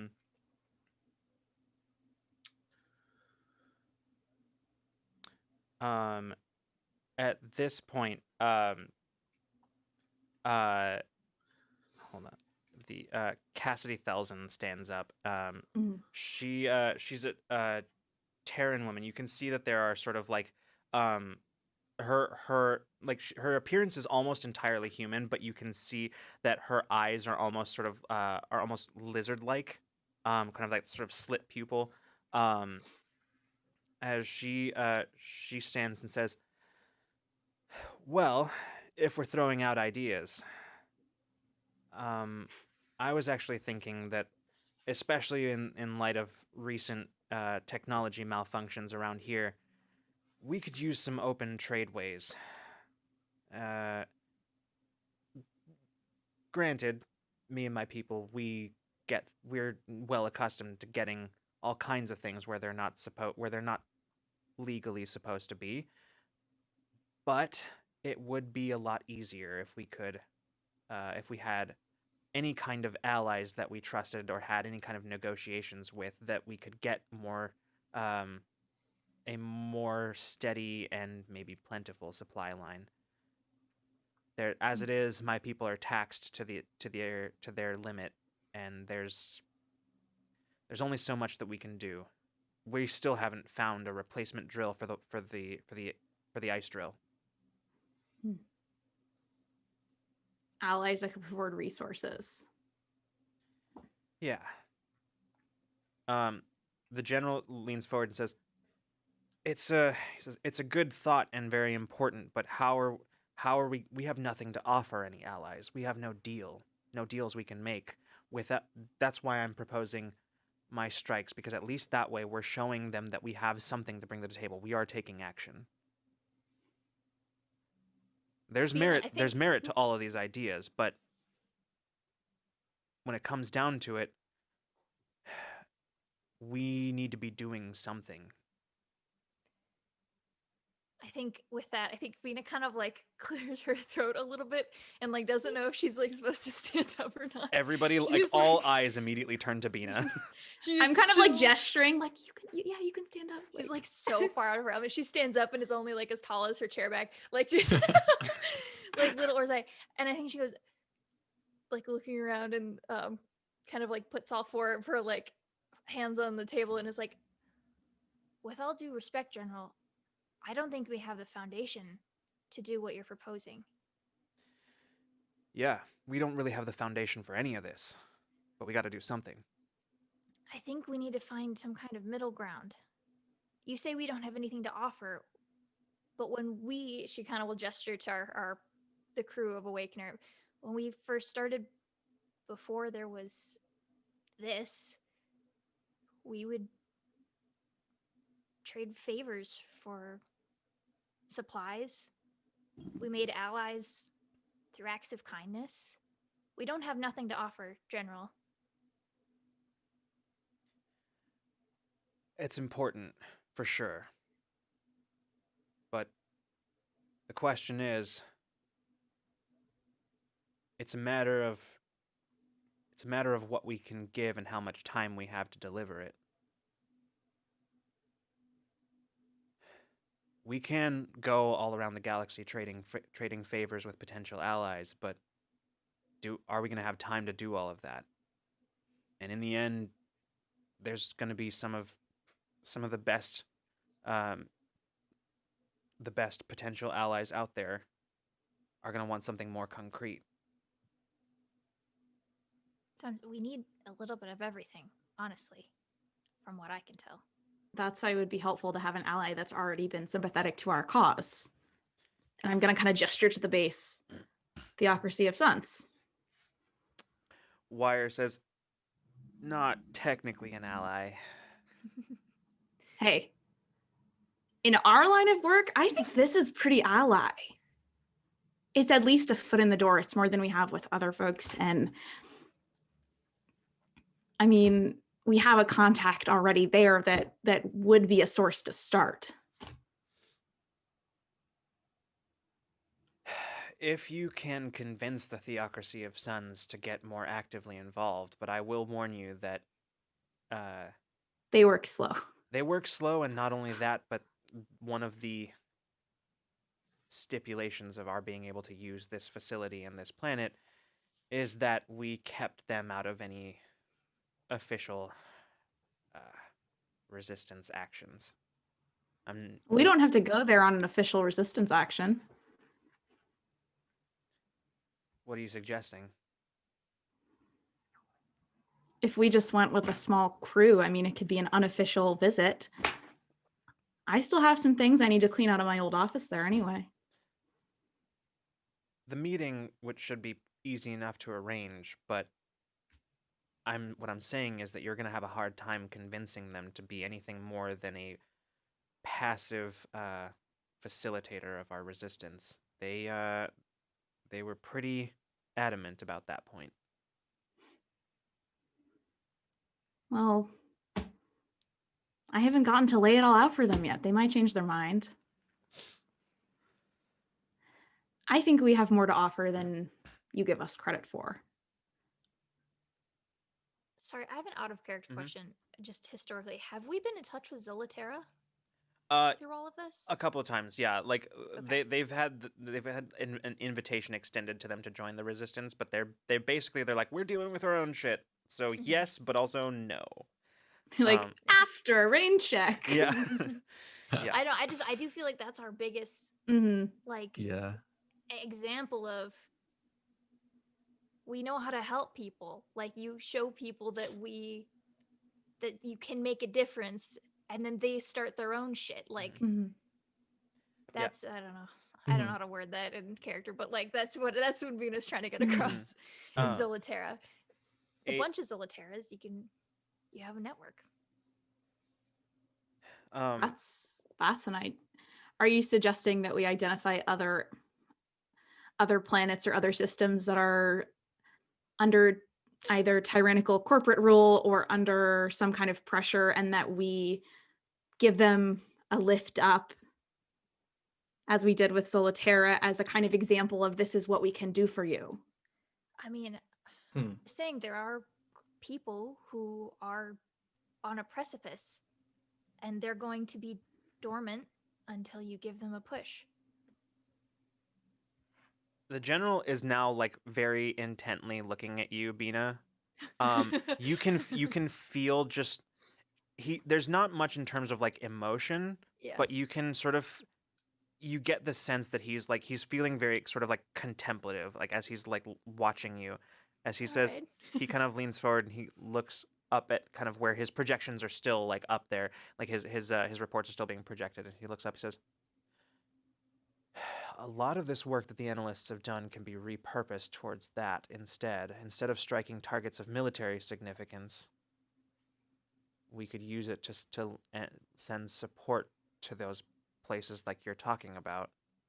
I feel like we could be less likely to lose an entire strike force. And then she kind of, if I have any sort of way to Yeah. adjust the screen, just kind of show like if she grays out one whole strike force and points and says, we're much less safe losing one strike force in an attack than we would be. And she kind of will like just kind of, I don't know, gesture outward, Mhm. just bringing more people in. That's a foundation. The general kind of looks up at that. Says, huh. He turns and looks at Ravorza. Says, you think your network might be able to identify some of these places? Ravorza kind of leans back and looks up at kind of what's projected here. She says, I think we actually might already have a few candidates. It's doable. I'd want to see your analysts' work first, though. I'd want to see projections. He nods. The general nods, and you can see as he like takes notes on his own terminal. You can see as he just starts taking notes. And that Yeah, go ahead. and that way it's less likely that we'll be tracked specifically by someone, because we're kind of just making what might seem like random movements. Plus, everyone's kind of distracted right now with the War. Cassidy leans back in her chair and says, huh. Light a whole bunch of little fires and hope they don't notice until it's ablaze. I like it. That actually does bring a point. I like how we're incorporating all of these ideas. The sabotage. I think to make sure they don't notice a lot of fires, we should set one in a place that they Will notice. will notice. Draw their attention away. Yeah, like you said, Bina, we don't want to lose a whole strike squad, and if they end up realizing that this is happening, they will send more reinforcements to these planets that we're trying to. What about a Free false up. alarm? We don't actually have to send anyone somewhere. What would they be really terrified of losing? And how many times will it work? Because from what I'm understanding, yeah. there's quite a lot of planets that we do want to, systems and planets we do want to go on our side. I feel like a false alarm for every single one of these. A every false single time we alarm. do it. A false alarm that would cause big problems going forward too. Ravorza leans forward and she says, "It doesn't have to work. Not every time. We just have to make sure that they never know which one's a real threat and which one isn't." Every time we wake someone up, we send a false alarm somewhere else.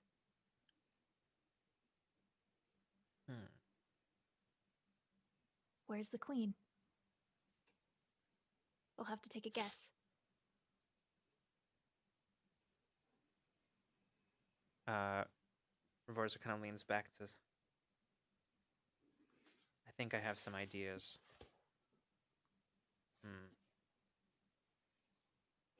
I'll have to run it by the rest of the intelligence division to see if there's any way that it's even possible. But I think I might have some ways that we could do that." Ada Spriggs Ada looks up. probably has some good insight. "Oh, yes, actually, I sort of wrote a program already while you were talking to, don't worry, I'll explain it later. It's just, the point is, I think I could probably help."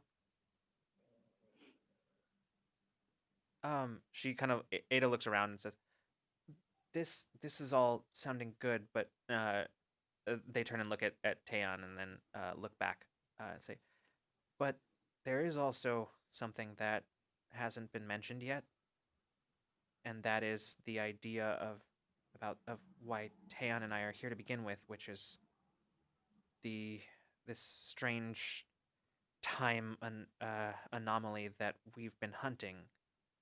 It's still a threat somehow, and while it isn't a threat yet, it will be at some point, and it's possible that with the resources at the disposal of the resistance, we might be able to find whatever it is faster and stop it, whatever it is." Yeah. The last time I came here, it was very lucky that it was, I guess, connected to all of you, my reason for coming. But as much as I hope it is, just to make it simpler, I don't know for sure if this anomaly is linked to you or what we're fighting right now. But at the very least, if we do get more resources, we can look into it a bit more. I don't think taking either of these options cancel out that, but I do think, just want to put that out there, just to keep that in mind. What I think it needs to be back burner. We think it might be possibly related to the corporations and what they're doing, so we need to keep an eye on it regardless. Yeah. There's sort of like, here's what you can feel from that, Bina, is you can feel sort of from everybody other than like your immediate, like your crew, you can sort of feel a ripple of like not, you basically, you can feel like people are like mostly dismissing this. Like they are like noting it, but mostly they're like, yeah, okay. It's pretty clear that outside of your group, like nobody really understands it, and it's not a problem that to them is tangible. They don't. They're like, we don't really know what we can do about this. Yeah. So. Yeah, I think in that moment, then probably being an Ada Spriggs probably making eye contact of like oh boy, Yeah. like an understanding of this is gonna be an Awakener problem. We are not forgetting about the rift in space. Yeah, it might be it might just be an us thing. Yeah. So as like basically like a few more specifics are sort of like tossed around the table, just sort of like questions here and there for different people's sort of ideas and how some of these things might be accomplished. But eventually Wire leans forward, kind of like drumming her mechanical hand, like her mechanical fingers, like drumming them on the table, and she leans forward and says, "All right, look. We've talked through the options in front of us, and she kind of looks at you, Peach, and says, but somebody needs to make a call. I think we've pretty well established that we have the bare minimum of resources to accomplish any one of these approaches. Now it's just a matter of deciding where we dedicate our efforts. At least where we dedicate our efforts first. I agree with the general that most of these things are important, but we need a place to start." Kind of eyeing the rest of the crew, kind of like giving them kind of like a nod. Operation Small Fires. Ravorza looks around and says, "I'm in."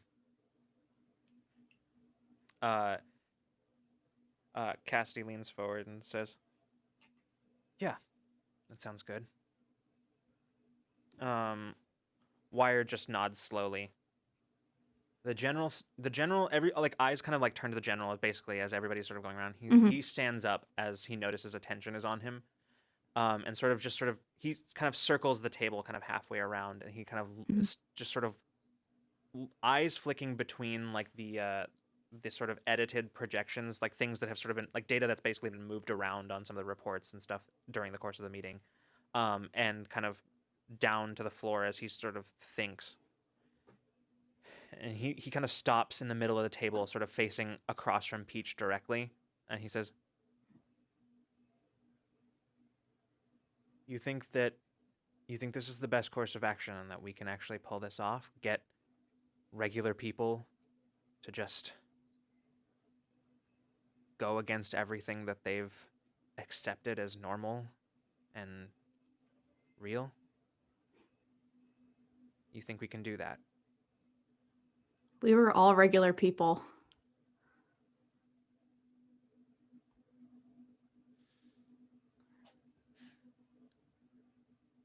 I think once we start the fire,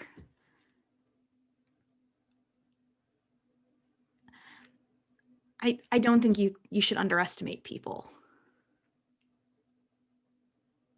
He looks around, he says,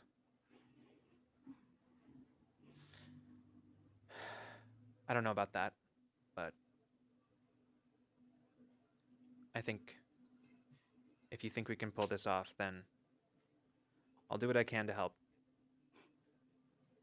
He looks at Wire and just says, "I'm in. I'll get my analysts on this right away." Thank you, General. I think with a team like ours, how could we fail? I say it like kind of like knowing that everyone's gonna be like boo, but it's kind of just like to break the tension of this very tense meeting that we've been in. Ravorza just like basically there's not much in the way of reaction other than sort of people just kind of like but Ravorza just openly cackles at that. She stands up and she says, I'll start getting intelligence to formulate some reports, see what we can get." Thanks. She says, "If that's everything," Wire says, "Yeah, until we have more specific information, there's not really much we can move on at the moment, so I'd say that's a meeting."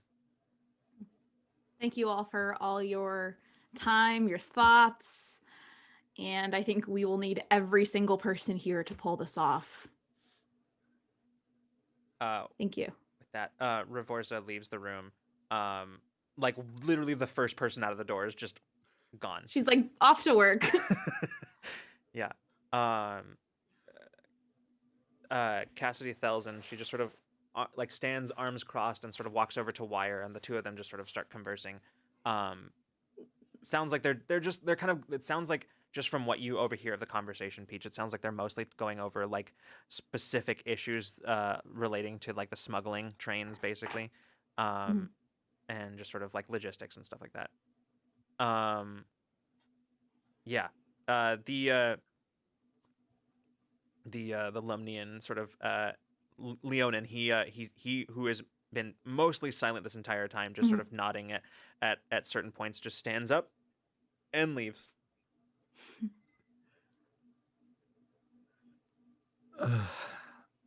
Where does that? I'm kind of like leans back in his seat, just goes. So little fires. Where does that leave us in particular? We'll be the ones setting them. Are we not going to be sending people out as well? Who's going to be training them? I think we're going to have a series of teams, but I think for this to work, the people need to know who they're fighting for and with. And I guess that's us. Don't sound so excited. No, I'm worried. A little bit. A lot of things aren't Concerned. happening the way they're meant to. And I'm not sure if I should encourage that or not. Like the attack on a shipyard. I don't know if that's directly related to us, but it did happen a day earlier than it's meant to. And I've messed with time enough to know that even a day can be a huge difference, especially in something as big as a war. Have you noticed any other irregularities? Not yet, but I'm only going to notice them when they happen. I'm trying my best to see if I can figure out a way to figure that out beforehand, but Well, after I'm a combatant. I don't do this much. I'm usually pointed in a direction and I control my small squad in that direction. This is a lot bigger than I'm used to. Well, I mean, if the point is to change the future, it's got to look a little different back here. Yeah. I guess I'm just so used to controlling time to an extent. I'm not enjoying not knowing what I might go back to.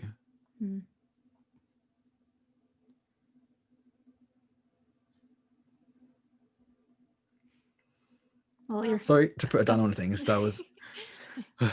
Well, you're in good company. None of us know what the future holds either. Is there anything, if there is a significant loss for either side of the war or something like that coming up, if there's any kind of way that those knowledges of those battles could be helpful, I think some of our people might want to know. Without breaking time too much. Yeah, I'm not sure exactly how all those Oh no, work, neither do I. But I will also say, some things weren't as detailed recordings as we'd probably like, especially when it comes to planning things. I don't know exact times. I might know days, but I don't know the hour. I might not know up to the units of people lost or gained in different things we do. And also, I'm still a Chemith, and my memory isn't great. I can only remember so much. We did learn quite a bit about the wars before us, but not. I wasn't a grade A student, to say the least. That's okay. You had other skill sets. Yeah. I decided to just focus on those, and I mean, it got me this far, whatever that means. I will see if I can remember anything to help. Ada might have some things as well. We'll talk things out, figure it out. I think at that, Bina's gonna make eye contact with Ada and be like, also, I think the time anomaly is gonna be an us problem exclusively. There wasn't much understanding, it seemed like. Yeah, I saw that too a little bit. Yeah. I worry with things happening earlier than you think they were supposed to happen, that the time anomaly could happen sooner than we expect it to happen. So yeah, that's our calculations of when it problem. starts has a pretty large degree of error. It's not easy tracking these kind of stuff down. We just figured it'd be around this time. We don't know if it's going to be next week or next year that the first like major appearance of it starts. Have to be our side project. Yeah. At this point, Abriel, who is mostly quiet during that whole thing, just kind of like who's kind of basically been listening to your conversation, she leans in and she says, "Well, with Awakener back and you all planning on jumping headlong into all of this, I am seeing that you have an opening for a medical professional on your vessel.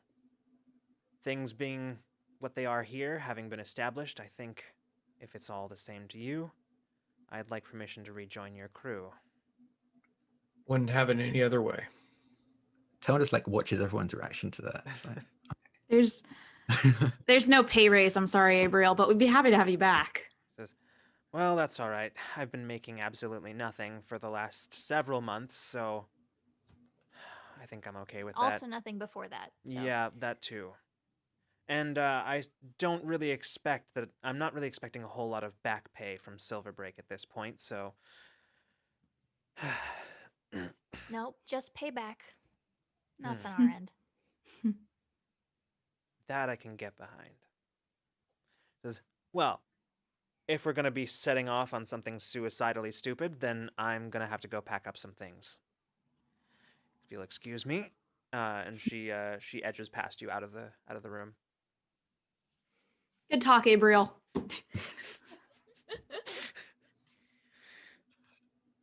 who else is in the room right now? Right Yeah, now, yeah, that's a good question. Who's here? almost everybody has left. It's basically just you all, Wire and Cassidy has left by this point, having concluded whatever she needed to speak with. And the general is still here, sort of collecting stuff. As he sort of finishes collecting all of his stuff, he starts kind of making his way towards the door, and he turns to you, Peach, and he says, "First of all, welcome back. I was hoping to get a moment of your time, perhaps later this evening. I have a few things to go over." Of course. He says, What does he feel like right now? "What?" What does he feel like right now? What Pretty emotion neutral. is tied to that? Pretty neutral All emotion. right, Yeah, at okay. this point. Yeah. It's not And- it's not like he's like clamping down on it. He just is kind of pretty Just chill, neutral. Yeah. okay. Mhm. Go All on. right. Yeah. And my quarters are yours, General. He says, "Either way, What is he thinking? I'm using mind reading. What's he thinking? Oh wow. Oh, I keep remembering that we can all do that. almost. the immediate thoughts in his mind are like he's mentally going over like the equivalent of whatever basically the resistance base equivalent of a grocery list. You catch a very brief image of a mostly empty fridge, and yeah, sort of going over that. That's basically where his thoughts are right now. Is he doing this because because I'm in the room? Like, is that why he's doing this? As Or far just as you know, that's he has just no way of thoughts. really knowing that Okay, you can do yeah. this, unless you've That's unless true. you've specifically told him that you can. Oh no, I don't think that's something our crew goes around telling people. I don't think so either. So like, as far as you're aware, he has no way of knowing that. Okay, I was just double checking. Yeah. Okay. Oh wow. In fact, Alright. how many of us each other know that we can do the same thing to each other? Yeah, that's an important question. Do people Bean and know? I know we can do Yeah. it. Do people know Bean that and I- Mason can? Has any? No, Has Mason I I told don't anybody? think so. No. Yeah, He no. has- Nope. I feel Cool. like Terran would have like an But- idea that Peach and Bina can mainly. Maybe he doesn't know they can do it now, but like he's like at some point. I remember in the textbooks, the history textbooks, like they mentioned something like that in there eventually. I think Mason does not want to admit that. Good. And I think that also Mason doesn't often want to do it. So he just Fair. relies on his old fashioned. Yeah. Mhm. I think Bean and Mason kind of have a similar, like, I have like a same hat thing in which, like, I rely on my latent abilities, like the things that I already know how to do to Right, read right. people, and I use this for extenuating circumstances. Yeah. Okay. Well, I guess I'll see you later tonight, General. He nods, says, "I'll see you then." And he continues out of the door. Wire, we do have a couple things we should probably update you on. And I want to tell Wire about the Iden, the shapeshifter guy. That's a very important thing to be made known to the Yep. resistance. This is gonna turn into Yep. the fucking changeling threat. We're gonna have to start DNA testing everyone. Yeah, who goes I into kind of do want to like DS9. quickly like be like, okay, and we need to come up with a protocol so that we can like test if people are who they say they are without just me like being present in case I'm not here. And like I'm just like kind of telling her about this. I think we need to run through like all of our experiences with fake Jade, like Mhm. being withdrawn. Like if anyone starts acting really strangely, like that's something that needs to be noted and brought up immediately. Mhm. Like I need to. I can't remember. Did Taeyeon interact with fake Jade? Yes. I don't think. Yep. Wait, yeah, did yeah, Oh. very Did very you? briefly. Very Oh briefly. no. when? Okay, yeah, no, I remember. I Okay. think, yeah, I remember you Because did. that's the worst part about that. One of the worst parts about that whole thing is that Taeyeon and Jade didn't actually get to say goodbye to each other. Or rather, Yeah. Jade didn't get to say goodbye to Taeyeon. That's awful. Yeah, Yeah. because Yeah. the Jade we brought back with us, because like Jade had like they had him with like the gun to his head or whatever. That Yeah. was fake Jade. That's fake. So we yeah. brought him back with us. Oh, He was okay. with us okay. for a short period of time before Tan left. Mm-hmm. Yep. Okay. Yeah. Oof. And where this probably isn't something you should let every single person know about, because I don't want people to start having suspicion of their friends, but just something that we should be aware of. She nods, says, "Oh, I absolutely agree. We can't. What we've built something here, and while we've established ourselves, we are still very fragile. Something like this, the kind of paranoia and mass hysteria that this could cause, it Mhm. could fracture the entire resistance before we even get started. So, yeah." Wire, does it strike you as funny that the plan that we're going with now is the one that you really didn't want us to do back then? Says, "What I wanted back then is for you to survive long enough for us to get to this point." That does remind me of something, actually. Like Taeyeon kind of like looks at Ada for a moment, like, She kind of like just reaches out very gently and just sort of squeezes your hand and nods. what we're about to do is going to be very dangerous. You all mentioned it before, we could lose strike squads. Even in this is definitely a safer option to the generals, but we could still lose people. And those people could be you. And at least from the future, I know that Ada and I know that could be very detrimental. You're all not only very great in the field, but you're also the figureheads. People, you rally hope, and losing that hope, it could also be just as detrimental as mass paranoia amongst the resistance. We have to be careful because this is probably the most dangerous mission that any of you have gone on yet. And it kind of like looks at everyone to be like, am I wrong? Or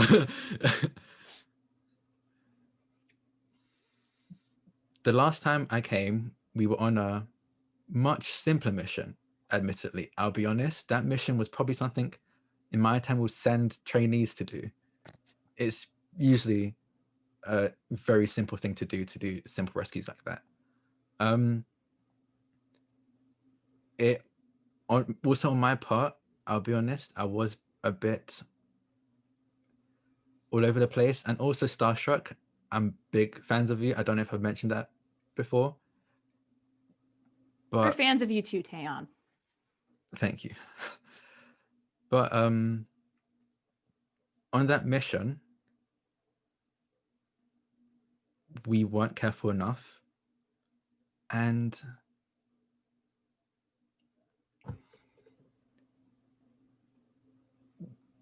you all died. It kind of like just stays a bit silent for a moment. It's like, Mason kind of analyzes Bina and Peach for their reactions. Bina was probably shocked enough that everyone felt it. I will say that. Is like, or confused, or shock, confusion. Everyone probably felt like just like a teeny bit of that. You're Yeah, close. Peach just has kind of a neutral expression. I'm sorry. I'm just realizing that the only person who didn't that this is new information to Yeah, is it's Bina. Bina. This Yeah, is the only it person. He's not is. as nosy as the Bina rest and of us. Zaya. Well, Bina's just I mean, like- not Wire, sorry. Yeah, Wire. Wire. Wire's Yeah. in here. Yeah. He Yeah. kind of like watches everyone's reaction. He knows he's told Mason, and he knows Peach already knows. So it's more like watching Bina right now, and why. Yeah. Yeah, Bina's just like, Yeah. You can probably feel Entropis. that none of us are surprised. I know there's no surprise Oh, from anyone. in the room. Wire definitely feels confused by this information and is like has like visibly has like kind of tuned in like, and she goes, So I What think do you Bina makes mean? eye contact with the only person who Yeah. has any comparable emotions Yeah. to her. It's like, You saved us. Yeah. Entropis. I'll be honest, I got complacent and did also try to show off because, like I said, big fan. But at the same time, I think we all just weren't quite ready or careful enough. And Entropis essentially ejected everyone out of the ship. He decayed the wall, and we were all sucked out. I'll be honest, I don't know how I did it. Panic, pure adrenaline, I'm not sure. But I watched all of you suffocate and managed to draw on any energy I had in me and reverse it, set it back just a few minutes before that all happened and stopped it.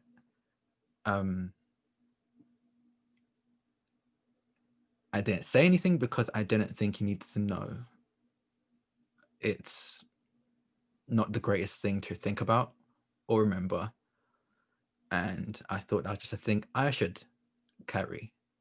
But I think especially now, when your lives mean even more to people, to even more people, I feel like you need to know we need to be as careful as possible. We're not untouchable. And I'm not saying that you think you are, but we're even less untouchable than maybe you originally thought. I don't know. I don't know if I'm explaining this right. what has what does Bina feel from Taeyeon through most of this? Oh, I mean, it's not even just feeling. You probably see as well. Yeah. He's very much on the verge of tears, but- especially when he was like describing what he saw, like what happened. Oh, if you're like big emotion like that, then Bina's gonna like like link arms with you. Like she's gonna come sit next to you and like hold on to your arm. Like, pats your hand and just goes, so yeah, last time that took a lot of energy out of me, and I don't think I could do that again. We won't have a second chance in this. I can barely jump more than a few minutes, and we might be in situations where that isn't enough.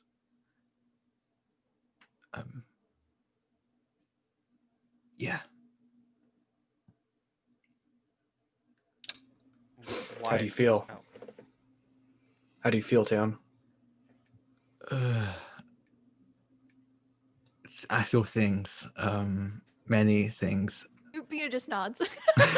Ada also is nodding. Sure, you'll feel a lot better having gotten it off your chest. Yeah. I hope. Wire leans forward and just says, "Okay, so,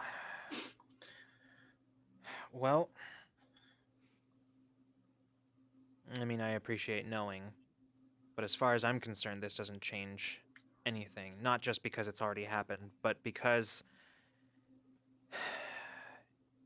Well, look. What we're doing, it's not exactly the safest thing in the universe, so... Doesn't matter how skilled you are, even the most skilled resistance fighter or soldier or spy in the galaxy, all it takes is one mistake, one bad day. We're all a single mistake away at all times from not being around anymore. And sometimes it doesn't even take a mistake. Sometimes you do everything right and people still die.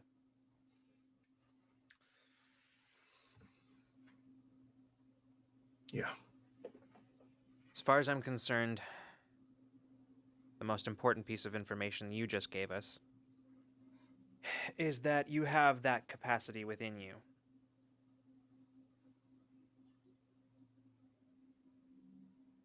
Yes, but I don't know how reliable that is.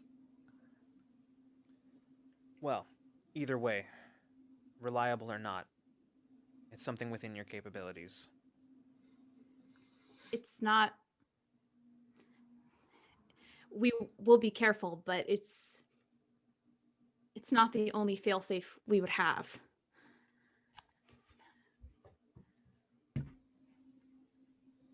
I didn't die.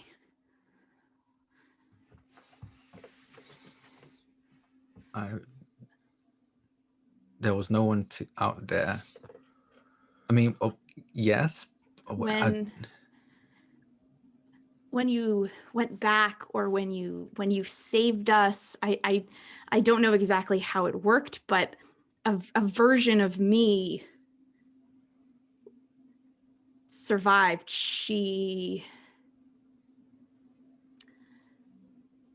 I was still there. I mean, that doesn't really make... I mean, I returned... That, I guess that state of time doesn't exist, though. I turned back minutes prior. So, I mean, I'm glad, I guess, I didn't watch you die, at the very least, but I set it back, so that's... doesn't... What do you mean? Yeah, how do you know that? She found me. What does that mean? What? Warehouse. She literally found me. I don't know. I just mention it because I think it's important to know that if we are in a situation like that there's still always hope of survival. And wait, hold. So I didn't...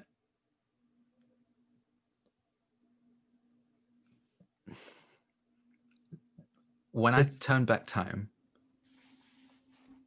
I turn back time. There's nothing left for anyone to have survived from. Right? That never happened for you to have survived in the first place. it's like, I don't know, it's like an alternate reality or an alternate version. A split. It's from her perspective, it's like, I don't know, she willed herself into another place.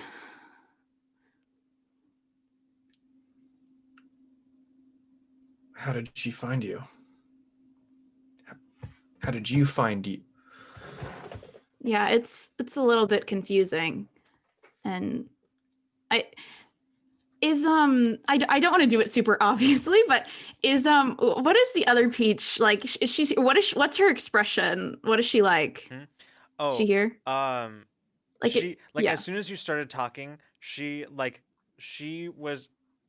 been here the whole time, but as soon as you Mhm. started talking right now, saying this, Her ears burned. yeah, no, she just looked at you and just went, and then just sort of like made like she was gonna walk out of the room and then just sort of vanished. Mm-hmm. I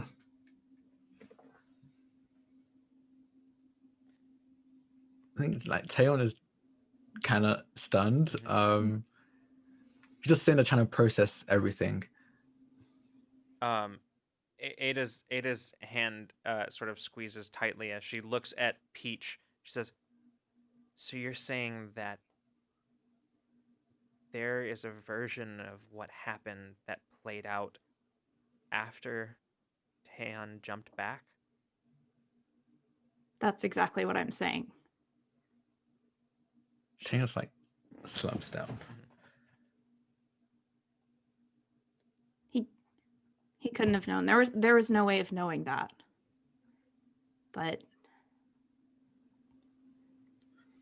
it was that version wasn't pretty. He kind of looks at Ada. She looks at you. She says, she like immediately like goes like leans in and says, "You didn't cause any of it." I thought I was able to fix it though, but I didn't. I left everyone. I didn't even really save you. I left you.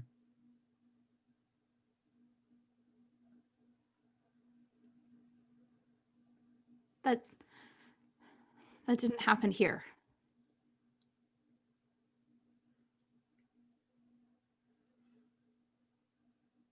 That the version of me that survived, that isn't the me that's here. It's like a fragment of what could have happened.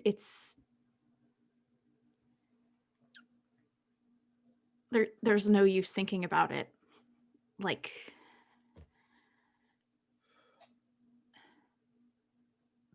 you don't need to feel that burden. Kind of just nods and just sits there quietly. She doesn't blame you.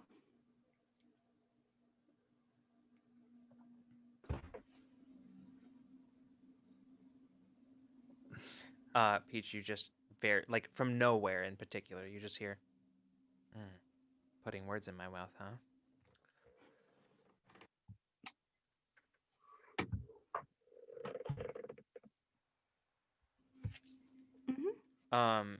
Ada just sort of puts her hand on your shoulder, Taeyeon. She says, let's go. Let's walk. Come on." Yeah. He just gets up and just follows Ada out. Yeah.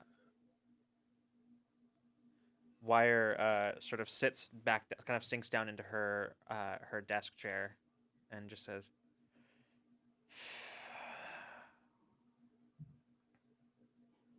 "Well, I think I just learned a lot more about the universe than I ever expected to." You're welcome.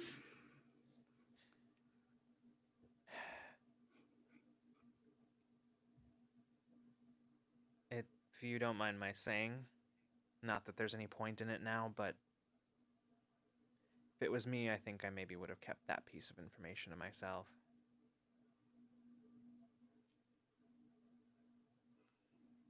Well, good thing I'm not you. I suppose we'll see. And I'm gonna kind of turn. I think at this point, like while Peach was saying all of this, she was like pretty like visibly worked up and like pretty upset. So she's just gonna kind of like turn to you guys and is there anything else that you wanted to go over? I know that was kind of a lot.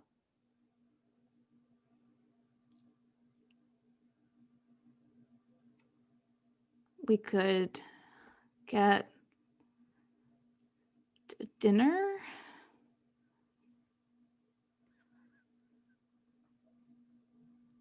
I think it's dinner time. Yeah, it's definitely later. I think it's later in the day. I wanted to. I was gonna go check something for first. I can meet you there. Yeah.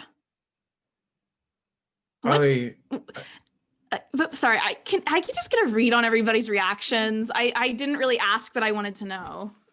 Mhm. Like visibly. mm-hmm.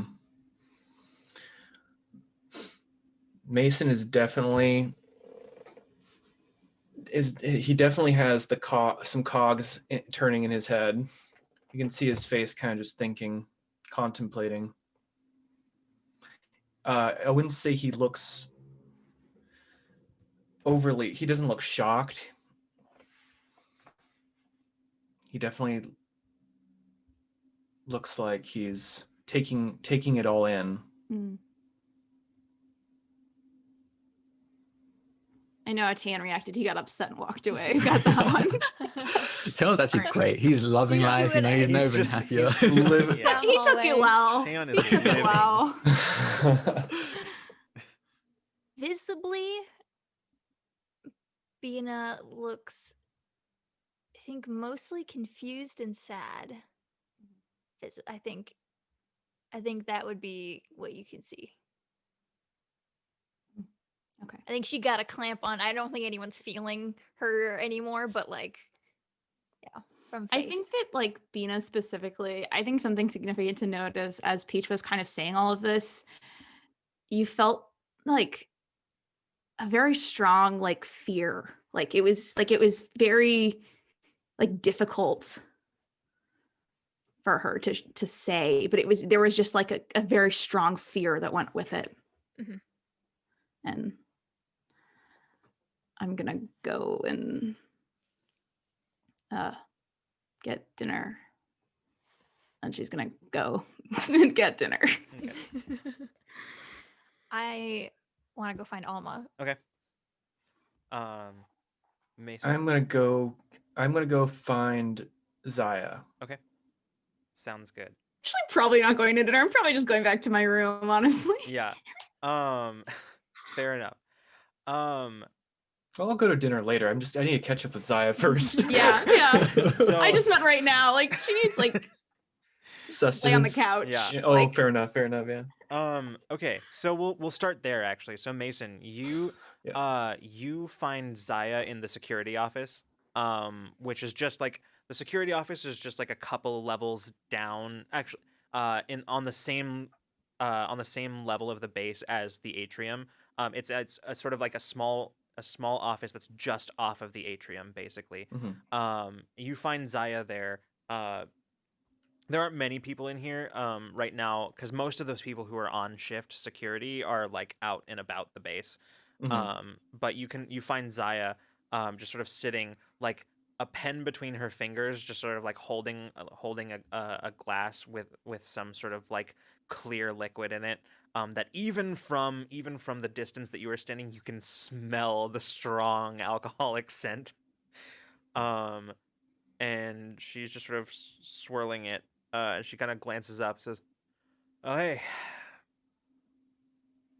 Looks like you. I walk up and I take the glass out of her Mhm. hand. I put it on the counter. It What looks the like you hell? cleaned up the. Looks like you've cleaned up the place. Yeah, I may have broken up a small security office gambling ring and sent them on their way. Hey, I owe you for having to take over here for when I was off. So I brought Yeah. you back this. I hand forth a bottle of some good Yeah, she good goes, whiskey from Awakener. Oh, You remember this? Shit. She says, "Oh, wow. You know," she says, if I wasn't into women," She like looks down. She says, "Ooh." She like pops it open and just sort of. She plugs it up again and sets it on the desk and says, "Well, I'd say that earns you at least a conversation before I lay into you for abandoning me to train the newbies." Yeah, well, how about a card game? Sure. And she says she kind of leans back over her chair to another desk behind her and grabs a set of cards and just sort of starts like dealing them out. She says, "I know that look. At least I think I do." Well, I'm gonna probably be heading out more often, All right. and Mason's gonna kind of give a debrief Sure. Yeah. of the news as we're playing, kind of also throwing in some ideas for training, doing some outdoor environmental trainings type things. Maybe like setting up an obstacle course of some kind that's in a more colder environment type training. Those are there's an ace. She's like, "Damn it." All right, fine. She looks up and says, "So you're all getting back out there, huh?" I think we have to. This is what. Oh, don't get me wrong. I fully agree. Yeah. Just being around this place for as long as you all were wasn't good for any of you. Yeah. No, it was pretty sad to watch. No, really. I got sick a couple of times like just watching all of you really just in all of your feelings. It was hard to watch. In my feelings, what? Yeah, a little bit. You know that drive that you have that pushes you to look at your work and do absolutely nothing Right. else? Yeah, it's that. That's what we call emotions. Oh, I've been doing that for a long time. Oh, I know.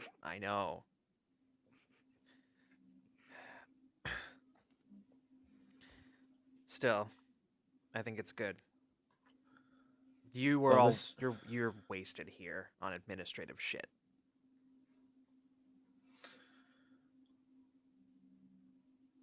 Yeah, it was in a weird way, and in a sick way, maybe. I don't know. I'm glad that I'm glad I was given these abilities and thrust into this whole situation. I'm glad that I woke up on a ship heading towards a planet for complete destruction. It broke me out of a dark place. I'm sorry. I understand the seriousness of what you're telling me. I really do. But you have to understand how fucked up that is, right? Like you understand that, right? Yeah. I came from a fucked up place, Yeah. But it's not so bad. We're doing good stuff. Yeah. Maybe it makes a difference. Maybe it doesn't. But not doing anything is worse. Seem to recall that's what got you kicked out of the regulators. Yeah, just deal the next hand already. She says, "Oh, here I thought we were having a moment." And she just starts dealing out. Says, not criticizing. I'm saying it's a good thing. Yeah. No, Those people, they just want you to fall in line. They don't want you to ask questions. They just want you to follow through, do the mission, get it done. Come back, do it again the next day. It's not a place for people like us. damn straight. Well, there is one good thing that came out of all this. No, a few, but most relevantly right now is the fact that, oh, look who has the ace now. Oh, okay. How'd you do that? Skill. Okay, where'd you get skill with the cards like that? It's all, and she sort of like swirls the drink around. She says, "In the wrist," and just tosses it back.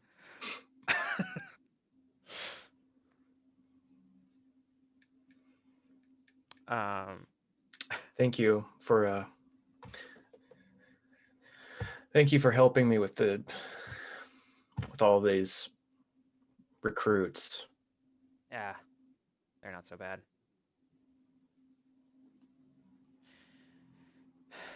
But yeah,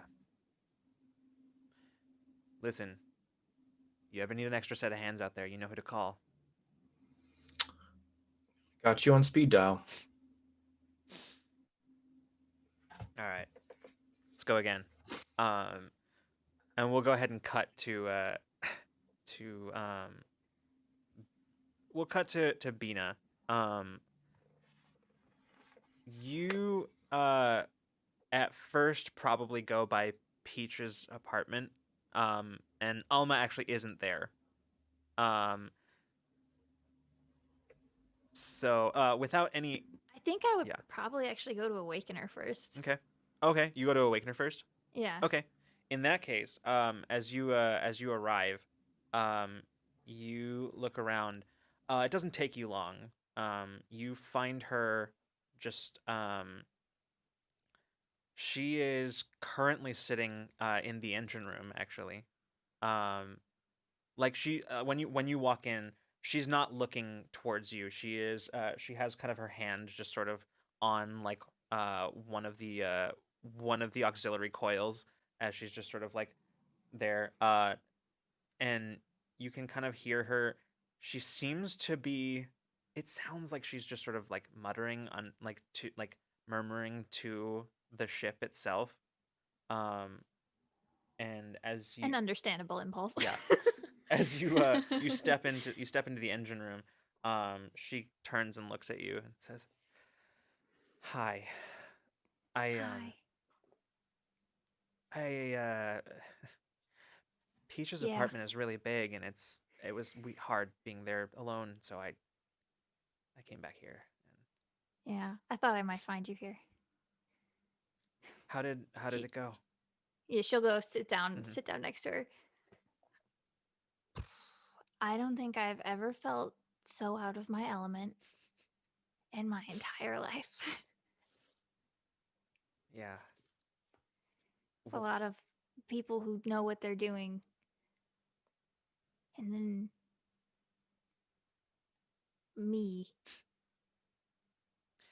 I felt like that once in a conference back when I was studying. It was an invitation that I got to attend a conference for people who were in my program, and I was so excited, but I was terrified.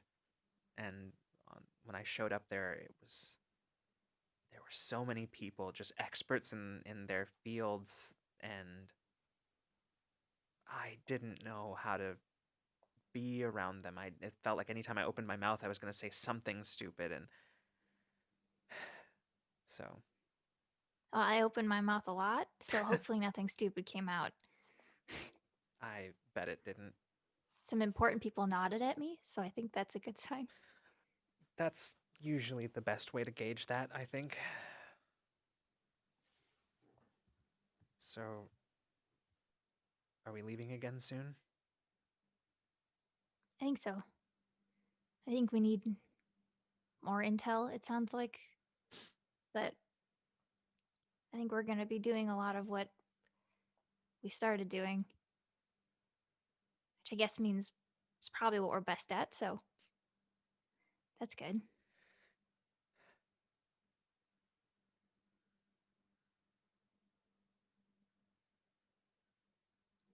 How are you settling in, I guess? It's not been that long, but this is all... It was weird when we got here, and now, but that was when everyone was new. And now you're the only new person. And that's got to be weird. It does feel a little bit like I'm playing catch up. It's all pretty overwhelming, to be completely honest, but I'm not sure I understand a lot of it yet. There's a lot happened.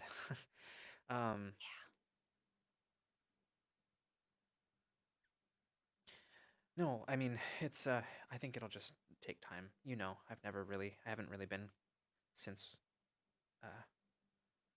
since coming out of the the stasis pod. I haven't really been particularly comfortable around crowds, and in an enclosed space, I think it'll take some getting used to. But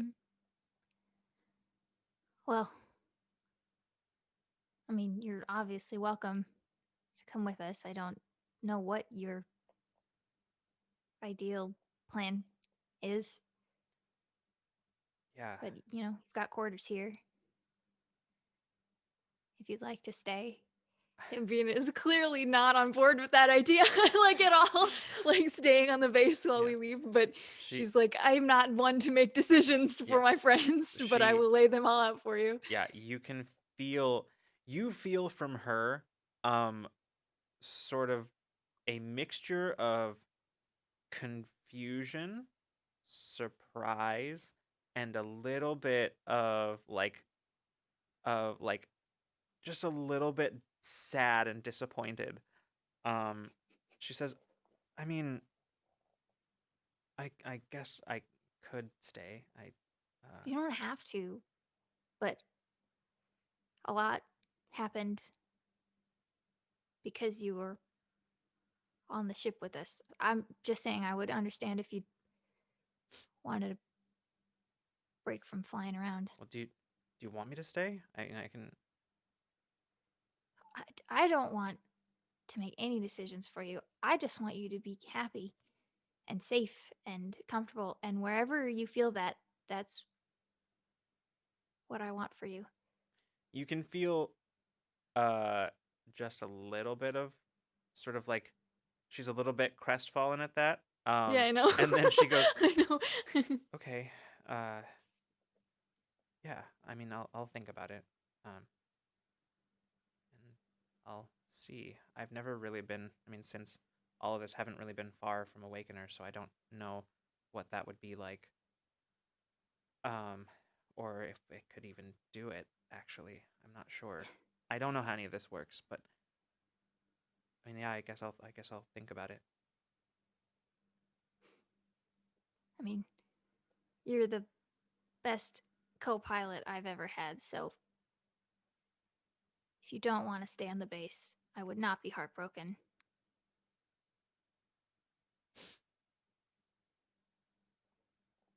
I mean, I think I'm gonna. I'd like to stay with Awakener just because I don't know. I don't really know what it would look like, what it would be like. As I think Vina's trying so hard to like not like influence or sway. She's trying to be like very like I'm very neutral about this because I want to make sure you're not making your decision based off of me and how I feel about any situation ever. That like she, that as soon as I think as soon as Alma says that, Alma feels her Vina's relief. Like for like a second before she can like. Yeah, you feel surprise and then immediately confusion, and then again just sort of like the whatever that like sort of crestfallen tension, whatever, just like it lifts.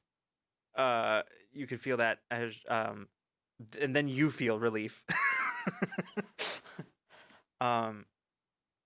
She goes, It's a feedback loop of oh thank God. Like,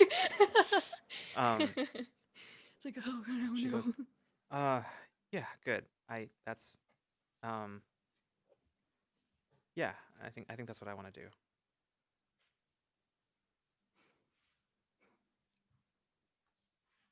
Well,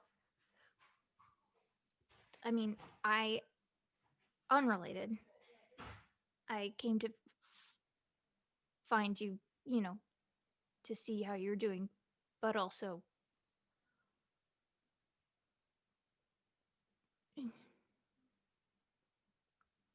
we got some really weird news.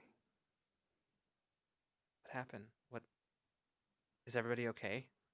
Everybody's fine. It's like from forever ago, things that don't, something that already happened that I didn't know about, and I think I was the only one who didn't know about it. But it's fine now, supposedly, but it's just weird. And I just I don't know. I just was gonna meet Peach for dinner and wanted a second before that. Venus like clearly like not not a fan of any of the words that have come out of her mouth, but is like trying to like is very much the like please understand what I'm saying to you, even though she's not 100% sure what she's trying to say. It's the I'm asking for comfort and reassurance, but I don't want to say those words to you because I don't like that. That's the and I don't know if any of that gets to Alma, but for the audience, that's where Bea's at right now. Alma is sort of just watching you as you're talking, sort of like listening to you as the words are coming out. She says, "Do you want to go to dinner?" I mean, it doesn't. If you don't want to go, then I don't think you have to. Sorry, Peter's not laughing. Caitlin is. Oh, I should probably eat. Do you want to come to dinner with us too? Beating bails, bails on the.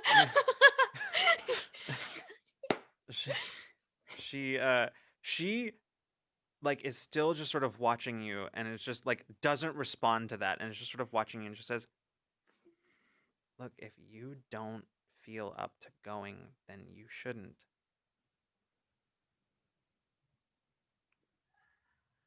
What feelings am I getting from Alma? You're just getting concern at this point. Good, like good, this good. is just like full on. Like she's very concerned about what she is seeing. Yeah, Vita's like all four hands, like the. She's. God, poor Bean. I think she just like has not done the feelings thing for so long that now she's like doesn't know how, like feels weird trying to step back into like being emotionally vulnerable with people. Alma just like as you're just sort of like working your hands, she like reaches out and grabs your hands. She says, "Do you want to just stay here? We can go over some diagnostics or something, anything to." Or we don't have to do that at all. We can just... I mean, I think there's still plenty of food stocked. We can just make something here. Yeah, we could have food and muscle. There might be leftovers from yesterday. Okay. Can I have a hug? Yeah. And she just reaches out and just pulls Bina in. Bina's very stressed out right now because everything. I think Bina had been planning on removing herself from everything and just like when they got back, like not sure how to be close to people, like distance. But I think learning what happened, I think in that timeline, Alma is alone, and that makes her sad. And if she got captured, there would be no one to get her back. And I think Venus having a little bit of a like, she's here. She's here with us, and it's gonna be okay. And she just needed a little bit of emotional support. Yeah. All right. So yeah, she just needed a hug. So, as the two of you, you and Alma, sort of set about putting together some kind of meal on the ship. We're gonna, in our last scene of the night, Peach, you are standing outside of the general's quarters. And as you're standing there, you hear a voice over your shoulder. She says, "This should be interesting to hear what he has to say." Yeah. Who knows what could come out of his mouth? Well, Shall we? um, I'm gonna knock on the door. yeah, you see the door opens after a moment or two, and the general is standing there, still in uniform, although the jacket of his uniform is unbuttoned, and he says, "Come on in. Pretty spare as far as refreshments, but I did manage to get some Keldro wine, so." Well, I don't want to take your nice stock. Says, "I try never to drink alone, so you'd actually be doing me a favor." Okay. What? What's his demeanor right now? It's sort of hard to tell. This guy is generally pretty he's inscrutable, stoic. but He's pretty stoic. Yeah. but at the moment he there's definitely something different about his attitude towards you than what you've experienced. Yeah, this is a little bewildering to me. Yeah.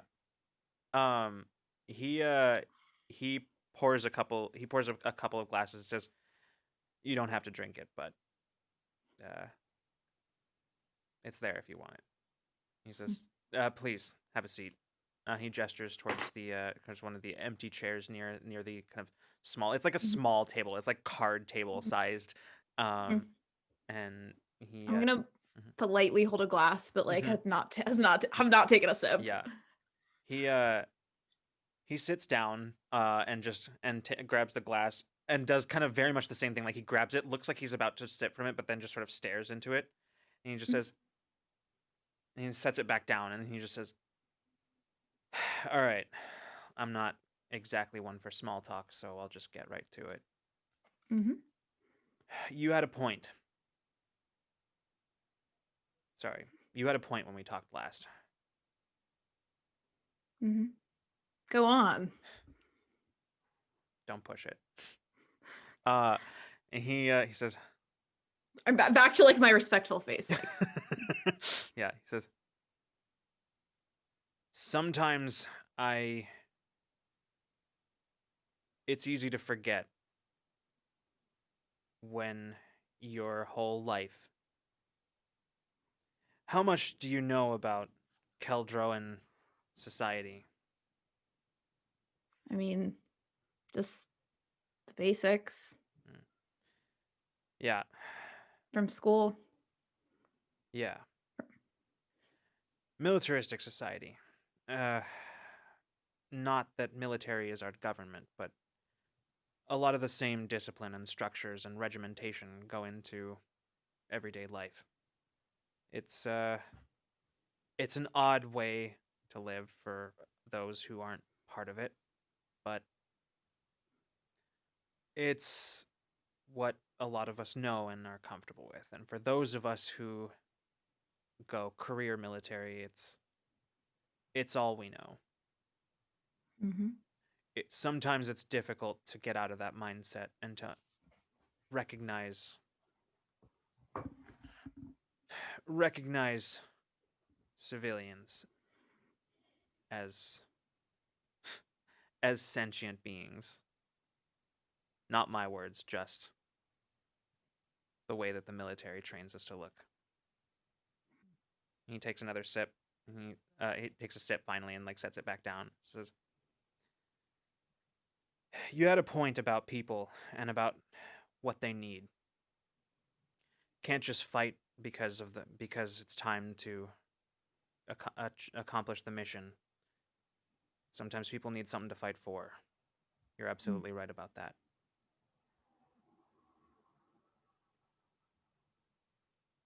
I will say that I mistook you for a sheltered politician. Somebody who'd never been out and doing anything. Who'd never had to make sacrifices. Who'd never had to lead people into situations where they could die. And I still believe that, but I also think that you understand in a different way the weight of all this.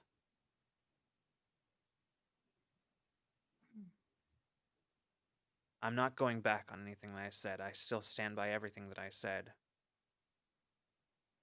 But I think there's room for a different approach, or at least something that you look at Keldroan society, at the Ascendancy.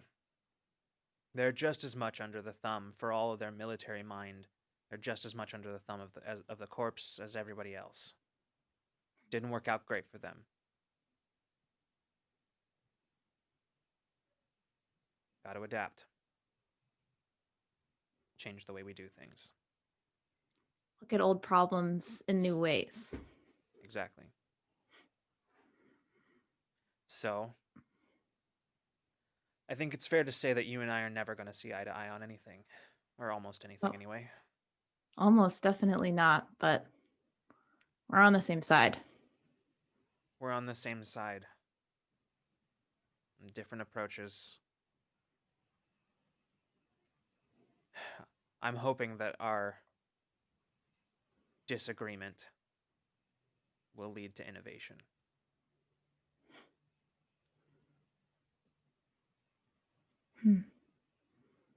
Be careful, you're sounding optimistic. He takes the glass and just says, "You leave an impression." And takes another sip. God, okay. Sorry, I'm a little stunned by that line. Hold on, give me a second. Yeah.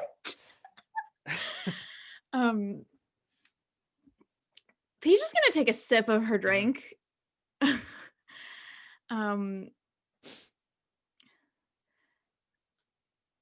General, I was raised on Anzalon Prime, and I went through a lot of different schools, tried out different careers until I landed where I did. And, you know,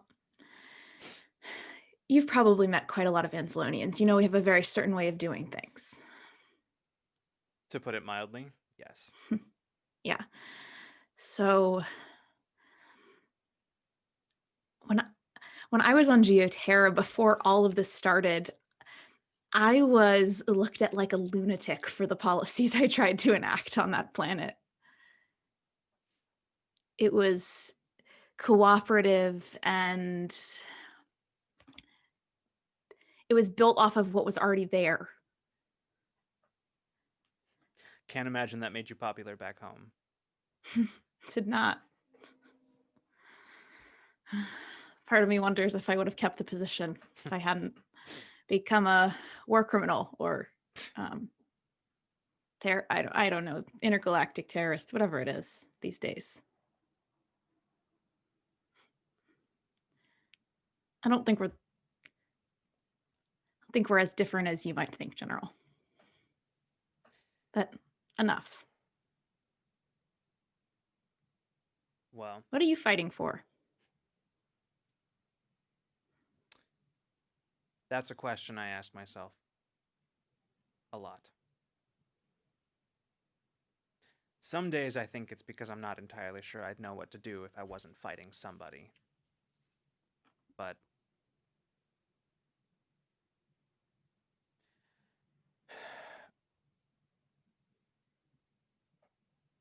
I'm fighting for people's right to choose how they live. An option and a freedom that the corpse have never given us, and that they would take away from everyone if they could. Hmm.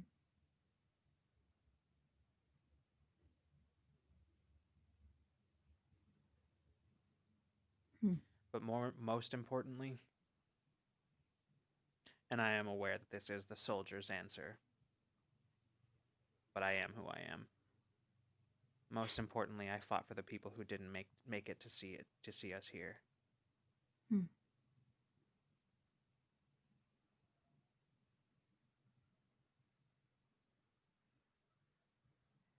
Well, guess that's another thing we have in common. I'm gonna hold up the glass. He holds up his, says, well, to innovation, I suppose. Hmm. And to never seeing eye to eye. Here. Yeah. We'll make an optimist out of you yet, General. And I'm gonna drink a little bit more.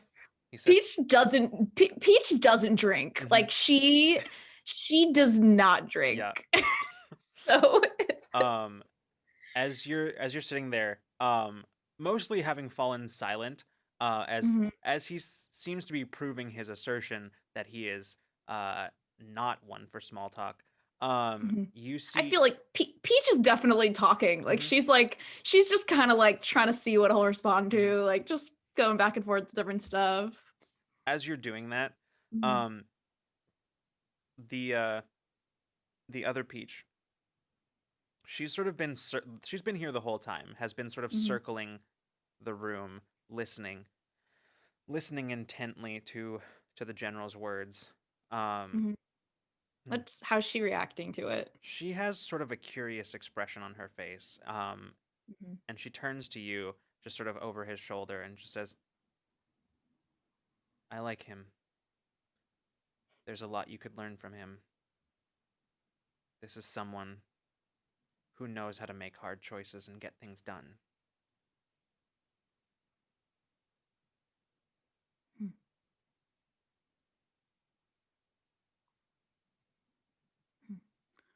Well, General, if there's no other things you want to tell me that I'm right about, I'll He's let like, you get on with your evening.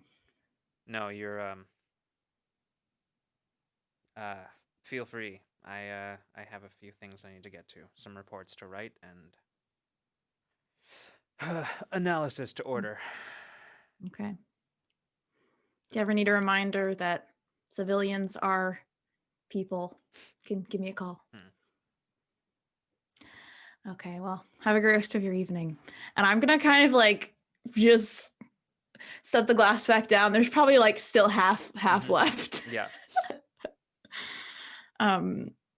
And I just want to take a look around the room. I mean, what's in here? What's it look like? I didn't ask before. It's pretty bare. Mhm. It's like everything is very orderly, like to the point where it almost looks sterile. Mhm. You can see where there are like he has like basically a heavy coat that is hung on the wall, and like a set of like a pair of thick snow boots. Mhm. But that's mostly it that you can see. It's very similar. Like these quarters are very similar to your own. Um, they are definitely smaller, but they're sort of laid out more or less the same way. Um, and yeah, there's really not like this looks like a place that he does not actually spend very much time. Yeah. Or if he Okay. does spend time here, it's like very very like it's time that's this seems like a place where he crashes, not a place he lives. Mhm. Makes sense. Okay. I'm gonna kind of give him kind of one last like wave off. Mhm. And then I'm gonna go ahead and walk out. Yeah. All right. You step out of the apartment and you see her just sort of standing there leaning against the wall, the outside wall. She says, Mhm. "So, what did you learn?"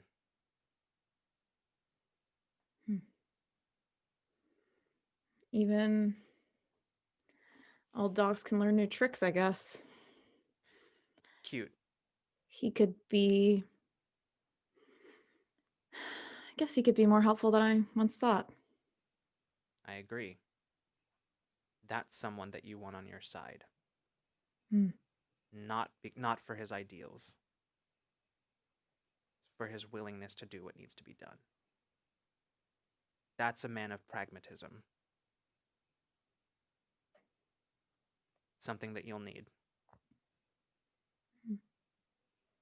Always surround yourself with people who will let nothing stand in their way of achieving their objectives.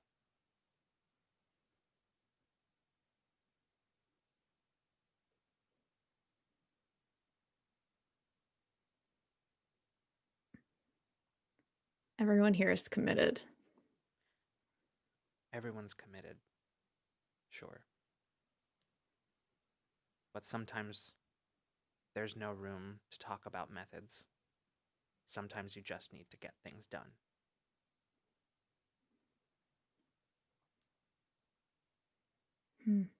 And what have you learned? Me?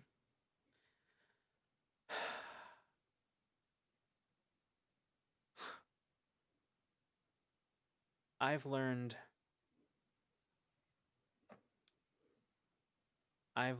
that there's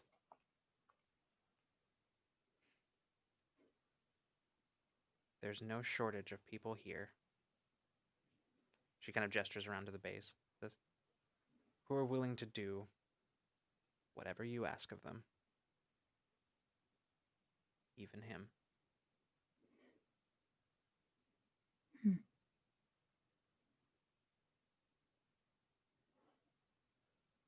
Well, that's what happens when you're nice to people, I guess.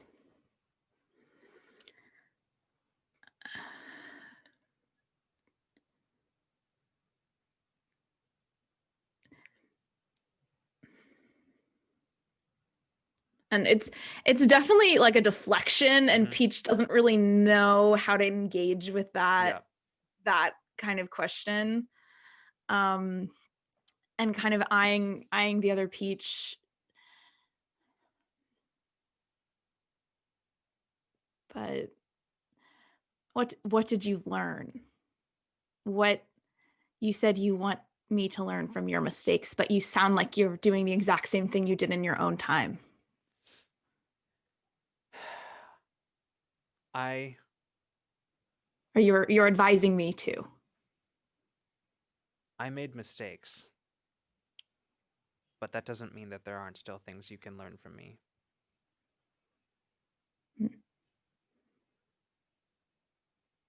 Well, prove yourself useful then. She just sort of smiles, crosses her arms, and as she does, she just fades. Mm-hmm. Is anybody in the hall? Nope. Okay.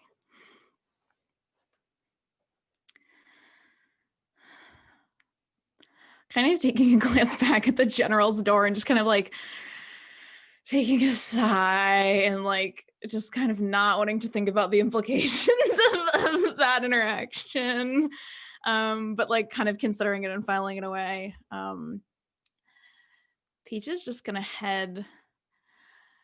I don't even know where she's gonna head. She's just gonna I think go to. I think she's finally gonna go. I don't even know. I'm so frazzled right now. All right. What time is it? She's just gonna at this point. She's what? Hold on. Can you hear me okay? Yep. Okay, good. Sorry, it muted me for some reason. She's just gonna go back to bed at this point, I think. Like, it's been a long ass day, and I think that no one is likely at dinner. Like, so I mean, like, I'm gonna swing by the mess hall, but if no one's there, like, she's just gonna take the food and go to her room.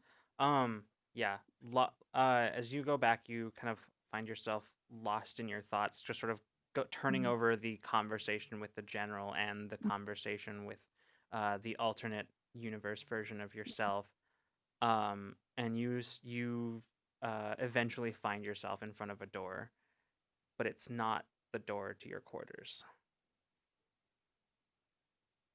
You find yourself standing outside of the containment lab.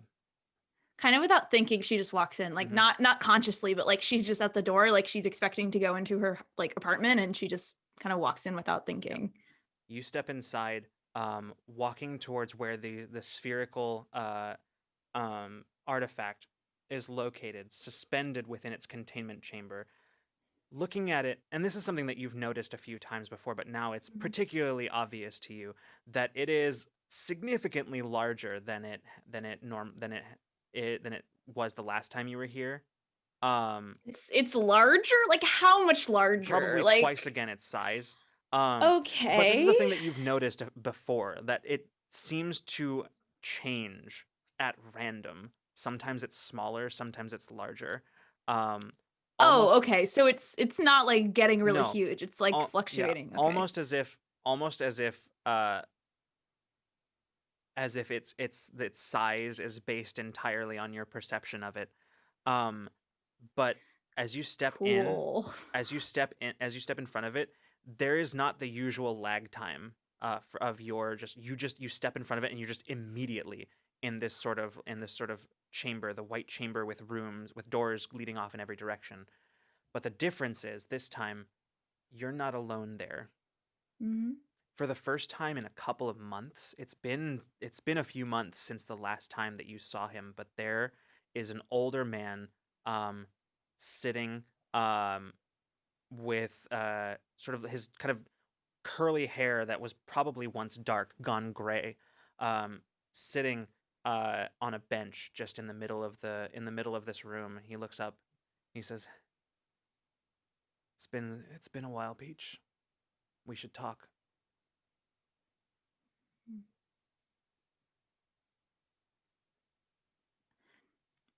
Are you lost? No. But I think you might be. And that's where we're going to pick up next week. God damn. I knew it. Oh my god. I was so hoping you would say that. Ooh. Whoa. Yep. Oh man. I remember when you were like, we need to talk, I was like, okay, and this is when we end, right? No? I know, Okay. I know. I was like, okay, let's. Oh man, I was so many things happened. It's a lot of things. It's for an episode where like it took place over the course of like I think it was a possibly day. real time. Yeah, just a few hours. A really. lot happened. Yeah. All right, everybody. We're gonna go. We went over a little bit from what we usually did, shit, so yeah. so we're gonna go. But do remember on Friday we have Ramblemancy, where we're gonna have Anthony or Spigs from Cypher Unlimited, and we're gonna be talking all about how to bring your favorite media properties into your TTRPGs. So yeah, it'll be a lot of fun. So we'll see you then, and then we'll see you again on Tuesday for In Too Deep. So until then, we'll see you next time you decide to come roll with Bye, us. everybody. Good night and good zone. Aw.